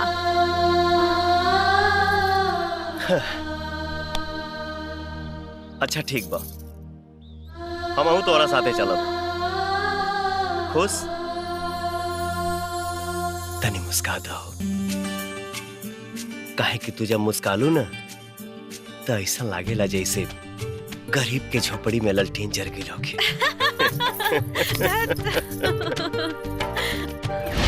त्योहार बीत जाए, लड़की फिर वापस आ जाए। ठीक बा। अच्छा दादाजी, आशीर्वाद बेटा। प्रणाम। हाँ। चलिए चाचा। प्रणाम। खुश रहा। अच्छा प्रणाम। हाँ प्रणाम। आई। अरे उतर जाए भो। अरे बहुत भारी बा। जी अब आ गया दी। जी जी जी प्रणाम। अच्छा प्रणाम। प्रणाम।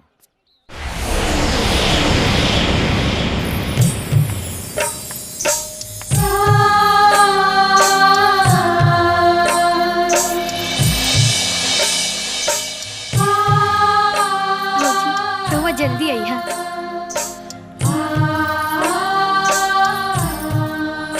खुश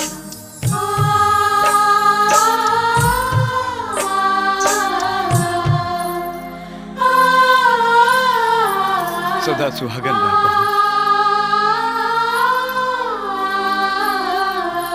सदा सुखी रह बहू।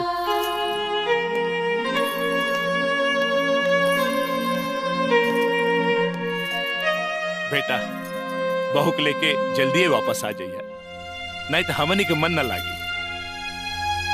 जी बाबूजी, हमनी के बहुत जल्दी वापस आइब जा। हाँ बेटा।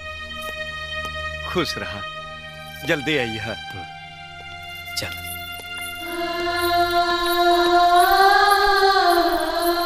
भैया भाभी बाय बाय।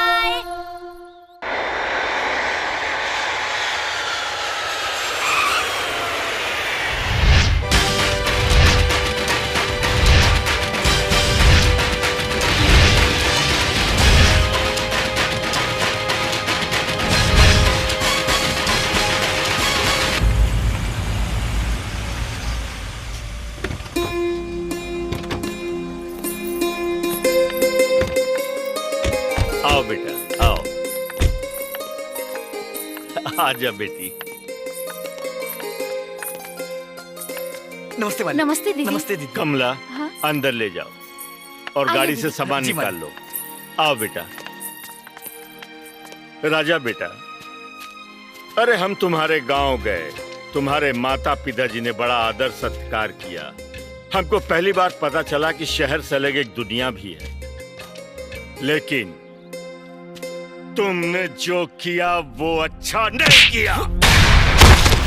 उठ हरामखोर, हमारी बेटी को लेके भागा था, भूल गया कि वो सिंघानिया की बेटी है, सिंघानिया के। अगर तू पताल में भी छिप जाएगा ना तो मैं तुम्हें खोज निकालूंगा।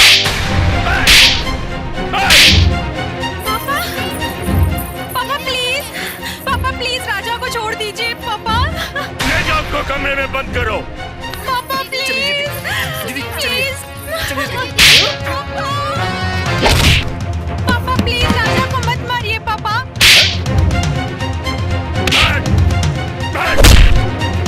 पापा मेरे राजा को छोड़ दीजिए। पापा पापा प्लीज दरवाजा खोलिए। तो रहुआ यही खातिर अपनापन का दिखावा करके गांव से हमनी के यहाँ लेके आईनी। हाँ, एक बात रहुआ भूल रहल बानी, राधिका हमार मेहरारू हिया। लीजिए सर।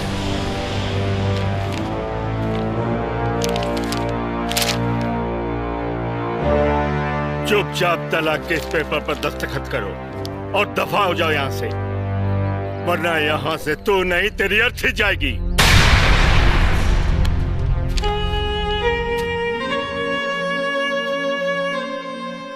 चाहे रहुआ हमार जान ले ली, बकीर हम साइन ना करब, तलाक नहीं दे सकत, कहे कि हम राधिका से बहुत प्यार करीला। हम तुम्हें तब तक मारते रहेंगे जब तक तुम राधिका का नाम नहीं भूल जाओ।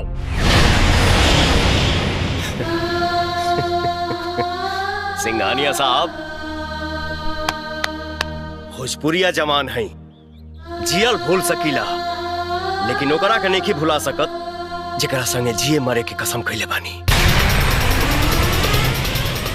प्यार कइले बानी, कोनो चोरी ना। सिंघानिया साहब मारे के बाद तो दिल पर गोली मारी, दिल पे।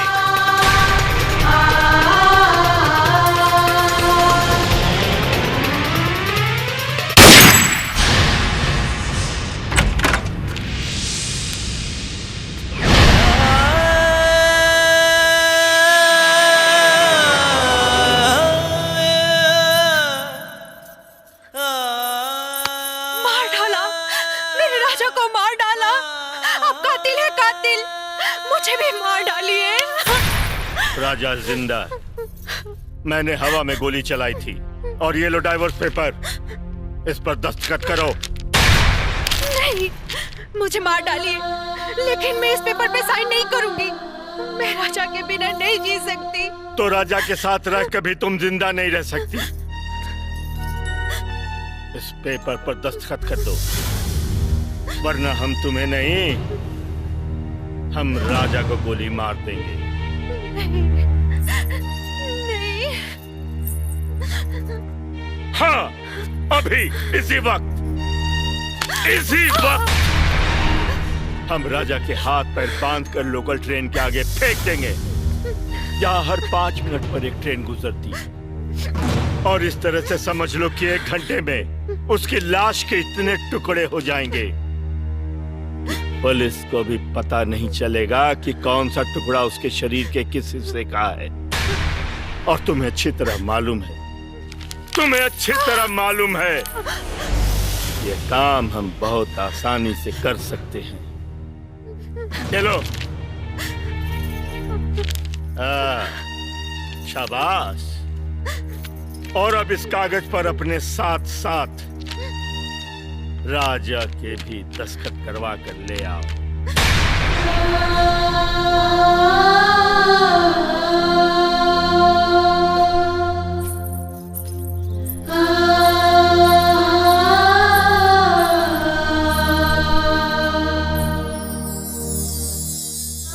तू एक पेपर पे साइन मत करिए। हम साइन कर चुकल बानी। ना, ऐसा नहीं हो सकत, ये सब झूठ है। तू साइन नहीं कर सकत, काहे कि हम तो से बहुत प्यार करीला। और यदि ये लोग हमके मारे के चाहता ना, तो हम मारे खातिर तैयार बानी।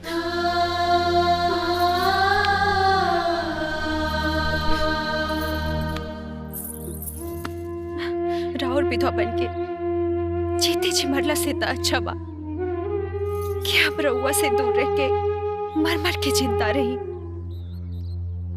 रउआ हमरा से दूर जहां भी कहीं जिंदा रही, हमरा संतुष्टि त रही कि हमनी के प्यार त जिंदा बा। और फिर एक ना एक दिन वो भगवान के भी तरस जरूर आई और आपनी के मिलन जरूर हुई।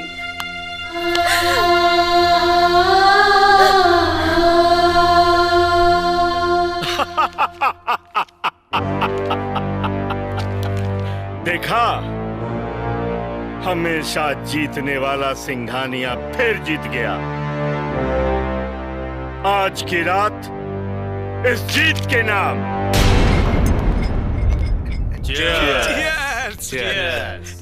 मुबारक हो सिंघानिया साहब, आपने अपनी बेटी का तलाक करवाकर पार्टी की छवि को खराब होने से बचा लिया। अगर ये तलाक नहीं होता तो अपोजिशन वाले इसे मुद्दा बना सकते थे। ठीक कहा। सिर्फ जाम ही टकराना है या फिर कुछ और भी बंदोबस्त है? अरे आपके परेशान होए के कोनो जरूरत नहीं है साहब। ई खुशी के मौके के खातिर हम 2 बनारस से आइटम बम ले आइल बानी। सामई रंगीन बाटे, मौसम हसीन बाटे, गर्दा उड़ा देव महफिल में, धीरे से उठाई बचे छटकी घघरिया, गर्मी चढ़ा देव सबके दिल में।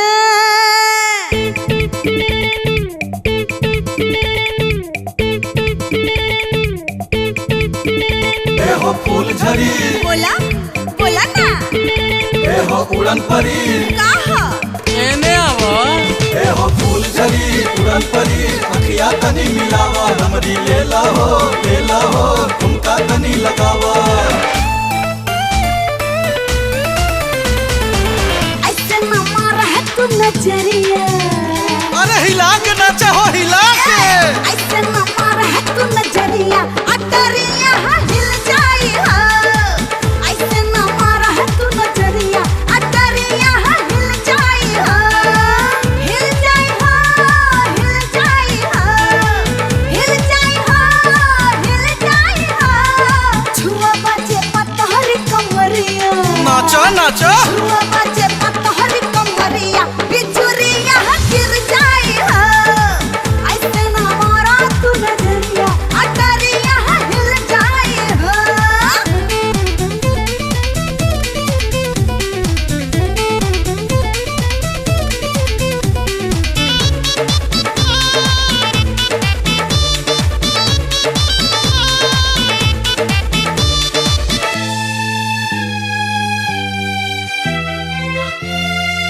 हो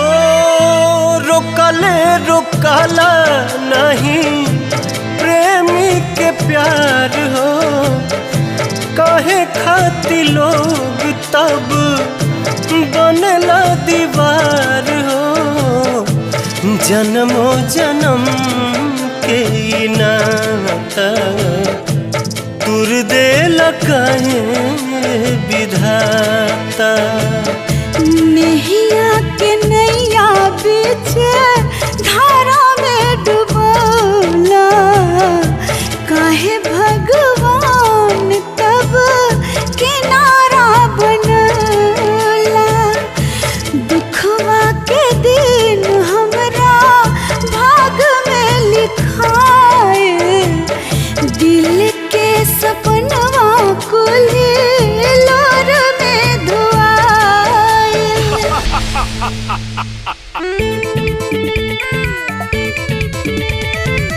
हिल जाई कमर हमर हिल जाई हा, हिलते कमर माजा मिल जाई हा। जबरी जे छुआ पसरिया, जबरी जे छुआ पसरिया, कछुरिया चल जाई हा। ऐसे न मारा तू नजरिया, अटरिया हिल जाई हा। ऐसे न मारा तू नजरिया, अटरिया हिल जाई हा।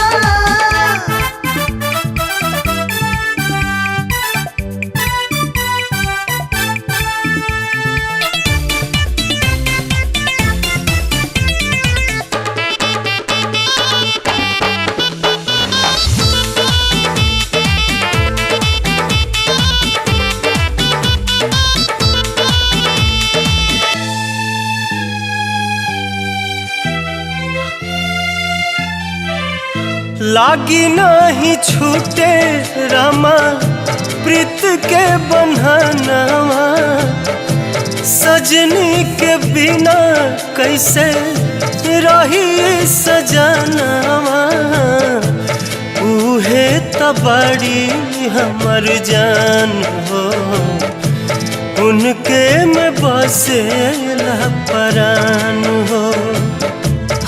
खेला दीवाना दिल बड़ा ही संजोग से, केहू के प्रीत का है पचना ही लोग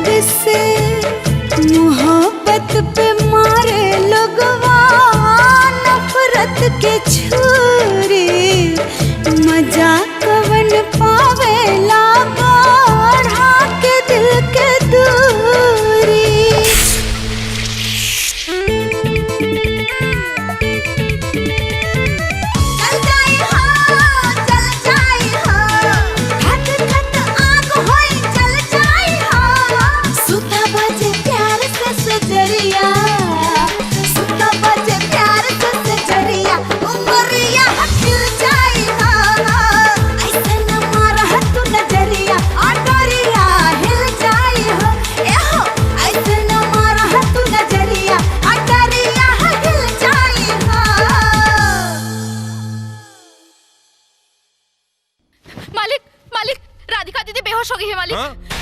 विजय, डॉक्टर को फोन लगा। Hello doctor.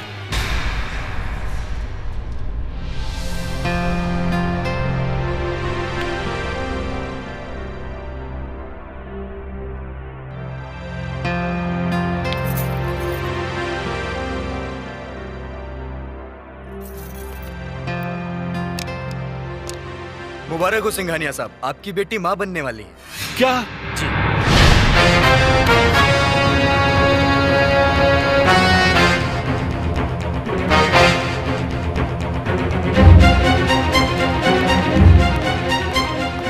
अब क्या होगा पापा? मेरा दिमाग काम नहीं कर रहा है। ये बात अगर बाहर फैल गई तो बड़ी बदनामी होगी, और इस बार इलेक्शन भी लड़ना है। विरोधी इसको मुद्दा बना ले। आखिर क्या किया जाए पापा? अब तो एक ही रास्ता है, एबॉर्शन। नहीं, नहीं, ये मेरे राजा की निशानी है। इसे मुझसे कोई नहीं छीन सकता। अगर आप लोगों ने जबरदस्ती की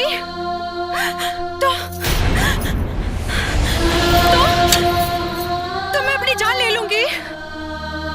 हाँ, मैं जान ले लूंगी। नहीं, नहीं, नहीं बेटा, नहीं बेटा, ऐसा मत करना। क्यों? क्या इसलिए कि ये मेरी वजह से इलेक्शन का टिकट नहीं मिलेगा आपको? विरोधी पार्टी इसे मुद्दा बनाएगी। आपको राजनीति की चिंता है, करोड़ों की जायदाद की चिंता है, समाज में अपनी हैसियत की चिंता है, लेकिन मेरे सुहाग की चिंता नहीं, मेरे होने वाले बच्चे की भी चिंता नहीं है, मेरी भी चिंता नहीं है। तो मैं जीकर क्या करूंगी पापा? मुझे मर जाने दीजिए, मुझे मर जाने दीजिए पापा। नहीं नहीं नहीं नहीं बेटी, ऐसा मत कर। हम लोग ऐसा कुछ नहीं करेंगे जो तुम्हें पसंद नहीं हो। हाँ बेटी, ऐसा कुछ नहीं करेंगे।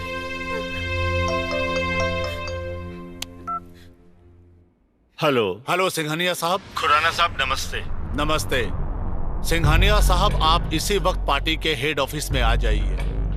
अभी? जी हाँ, अभी। लेकिन आपका आना बहुत जरूरी है सिंघानिया साहब, क्योंकि इलेक्शन के टिकट का बंटवारा करना बहुत जरूरी है। जल्दी आइए। लेकिन प्लीज कम सून। ठीक है, आता हूं। Thank you.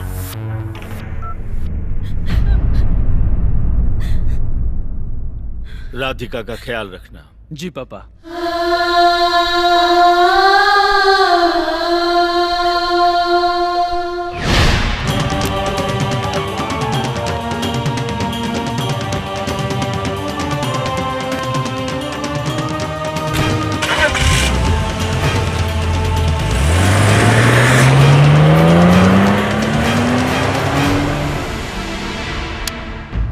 घड़ी दो घड़ी के साथ रहे,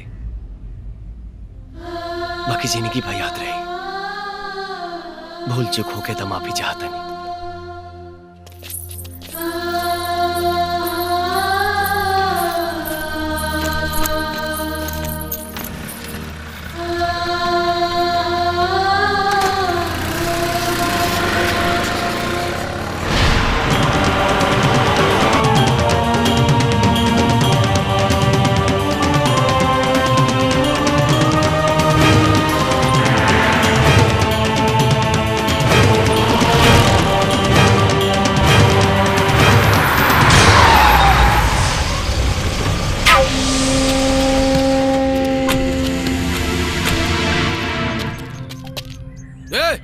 बाहर निकल, ना तो यक्का गोली में तोर मिजाज टनटना जाई।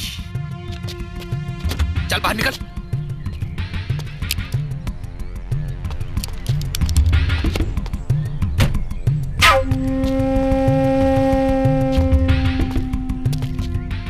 सरजू यादव नाम है हमार।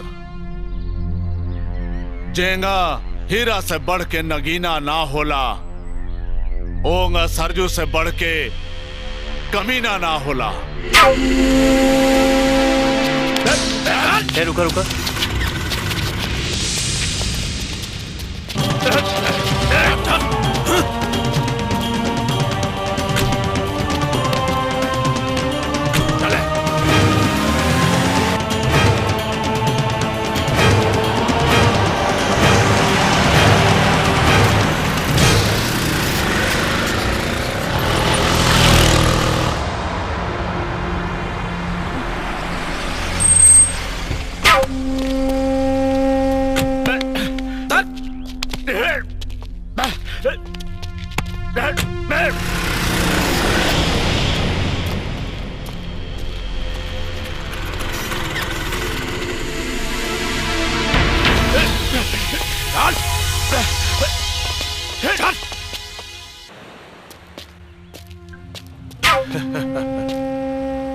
सिंघानिया, आज हम तुम्हारी ऐसा सेवा करेंगे कि तुहार मिजाज टनटना जाएगा। देखला हमार पावर, जब चाहती ना चूंटी लेखान मसल के रख देती। सरजू यादव नाम है हमार, सरजू यादव। भैया छक छो गोली डाल दी खोपड़ी में। ना अभी ना, अभी तो एकरा बेटा से 10 खोखा वसूले के बाद बोले तो 10 करोड़। ओकरा बाद एक ऐसन हाल करब कि जिंदगी भर एकरा दूसरा के हाथ के जरूरत पड़ी, खाए खातिर भी आ धोए खातिर भी। भैया एक हाथ दूर काट दी। काट दे काट।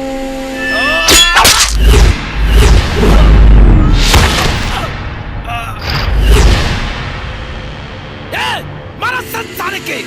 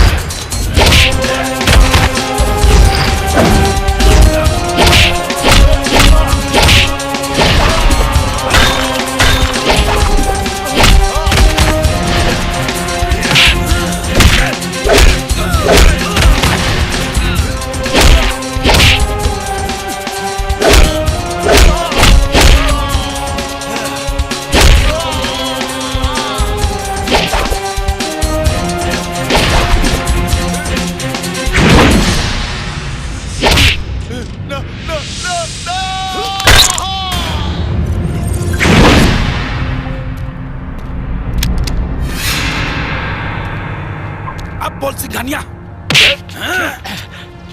आज तो तय टनटना जाबे।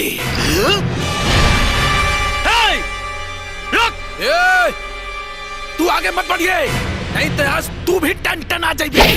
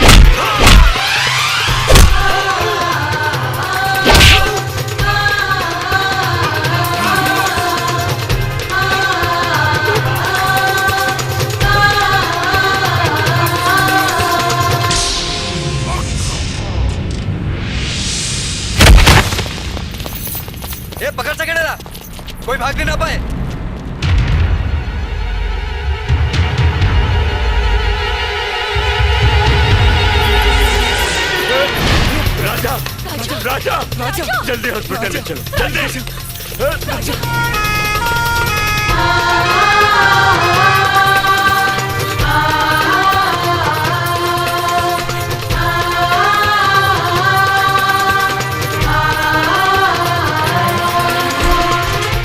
Very serious. डॉक्टर जितना रुपया चाहिए तुम ले लो, जितनी दवाइयाँ चाहिए तुम मंगवा लो, लेकिन इस बच्चे को कुछ नहीं होना चाहिए। इसकी जिंदगी बचा लो डॉक्टर, इसकी जिंदगी बचा लो। देखिए आप परेशान मत होइए, मैं पूरी कोशिश करूंगा। इन्हें अंदर लेके आओ फास्ट।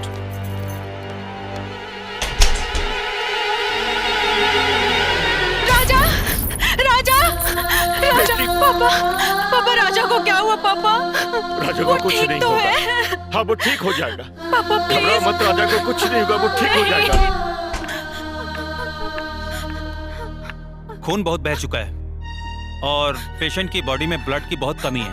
आप चिंता मत कीजिए डॉक्टर साहब, हम अभी ब्लड बैंक में जाके ब्लड का बंदोबस्त करते हैं। देखिए मैंने ब्लड बैंक में बात कर ली है इंटरकॉम से, बट ऐसा है कि मरीज का ए पॉजिटिव ग्रुप होने के कारण वहाँ पे ब्लड अवेलेबल नहीं है। ब्लड का इंतजाम जल्द से जल्द करना पड़ेगा। तो मेरे शरीर से ब्लड का एक कतरा ले लीजिए, लेकिन मेरे राजा को बचा लीजिए डॉक्टर। हाँ डॉक्टर, पापा बोलिए ना। मेरा खून ले लीजिए, हम सबका खून ले लीजिए, लेकिन राजा को कुछ नहीं होना चाहिए डॉक्टर, कुछ नहीं होना चाहिए। जी डॉक्टर प्लीज। हाँ डॉक्टर। सिस्टर इन लोगों का ब्लड टेस्ट करो। आप सब मेरे साथ आइए।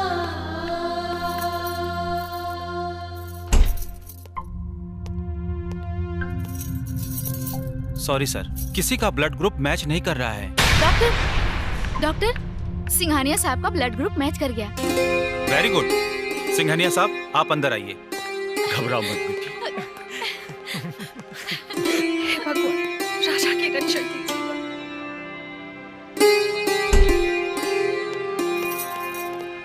मुबारक हो, ऑपरेशन कामयाब रहा। अब डरने की बात नहीं है।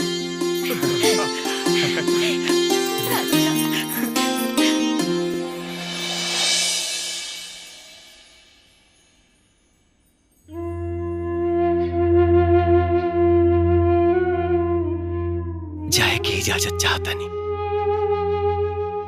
लेकिन जाए से पहले कुछ कहा। भगवान सबके एक जैसन बनौले बाणे, लेकिन इंसान आपस में एक दूसरे के नाम दे देले बा। हिंदू, मुस्लिम, सिख, ईसाई, मराठी, बिहारी, गुजराती, पंजाबी, हर सबके सीना में एक ही जैसन दिल बा। तो हर केहू के हक बा प्यार करे के। ऊंच नीच के भेदभाव भुला के हर केहू के इंसान कहलाए के चाहिए, हर केहू के हिंदुस्तानी कहलाए के चाहिए।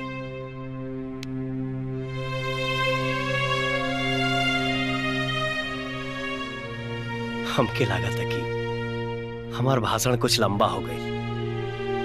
खैर, गलती सलती होके तो माफी चाहता नहीं। राजा,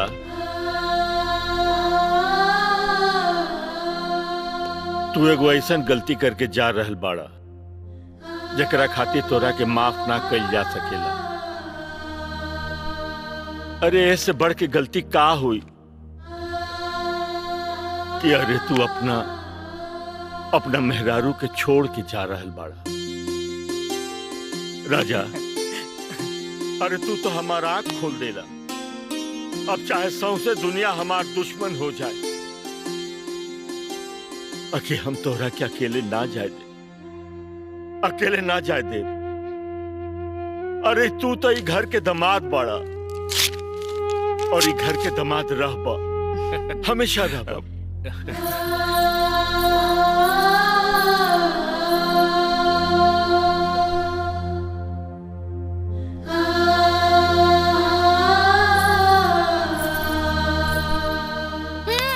देखत का बाड़ा, सटा लो फेविकॉल लगा के।